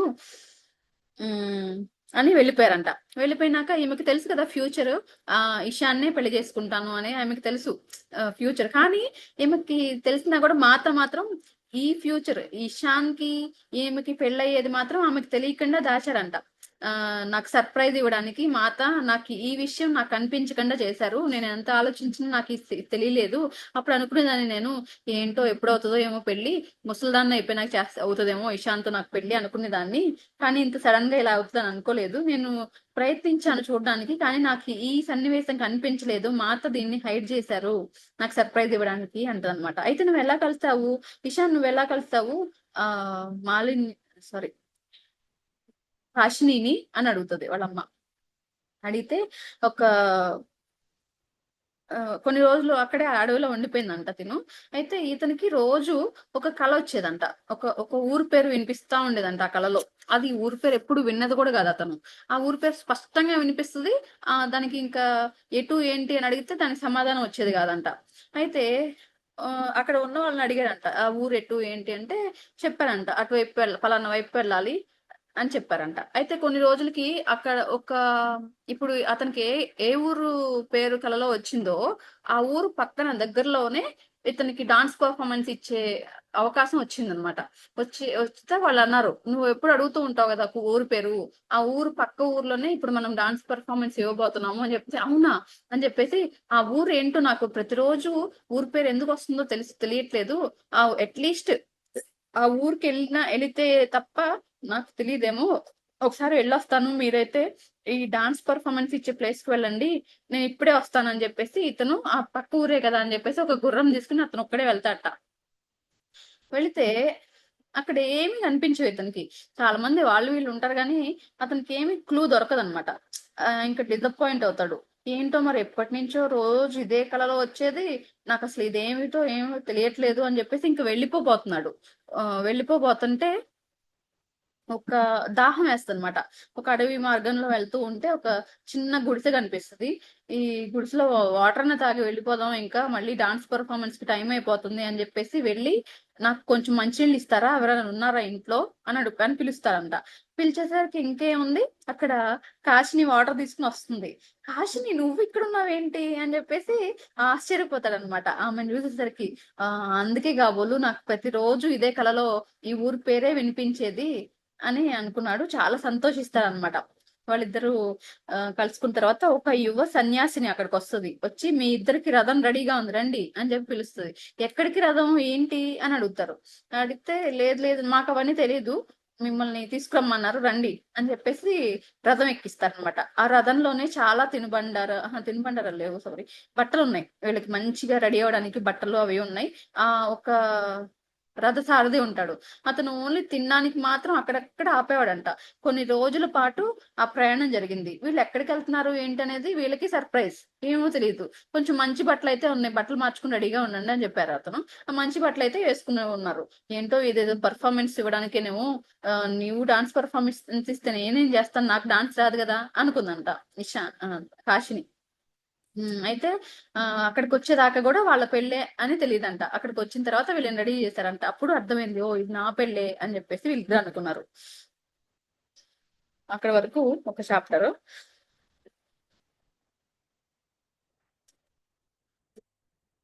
అయితే ఇంకా అక్కడ వరకు అయిపోతుంది. ఇతను చెప్తాడు, అమ్మా ఇంకా నువ్వు మామయ్య దగ్గర ఇంకెందుకులే, నువ్వు నా దగ్గరకు వచ్చేసేయి, కాశిని కూడా ఇక్కడికి వచ్చేసింది కదా, ఇప్పుడు ఇంద్రప్రస్థకి వెళ్ళిపోదాం మన అందరము, ఒక్కదానం ఎందుకు ఇంకా అక్కడ అని అడుగుతాడు ఇతను. విషయం లేదు, ఇన్ని రోజులు నన్ను బాగా చూసుకున్నారు వీళ్ళు, మాలిని అత్త హెల్త్ అస్సలు బాగాలేదు, ఆమె కోలుకున్న తర్వాత వస్తాను అంటే, ఆమె ఇంకా లాస్ట్ స్టేజ్ లో ఉన్నట్లుగా ఉంది అనుకుంటా. పాపం అభిషేక్ ఇంకెవరున్నారు, తను తప్ప, తను లేకుండా ఇంక నేను ఒక్కదాన్నే కదా తనకి ఈ భూమి మీద, నేను రాను, అలా వదిలేసి రాలేను మాలినిని, తన హెల్త్ బాగోయేదాకా అట్లీస్ట్ చూసుకుంటాను అని చెప్పి చెప్తుంది అనమాట.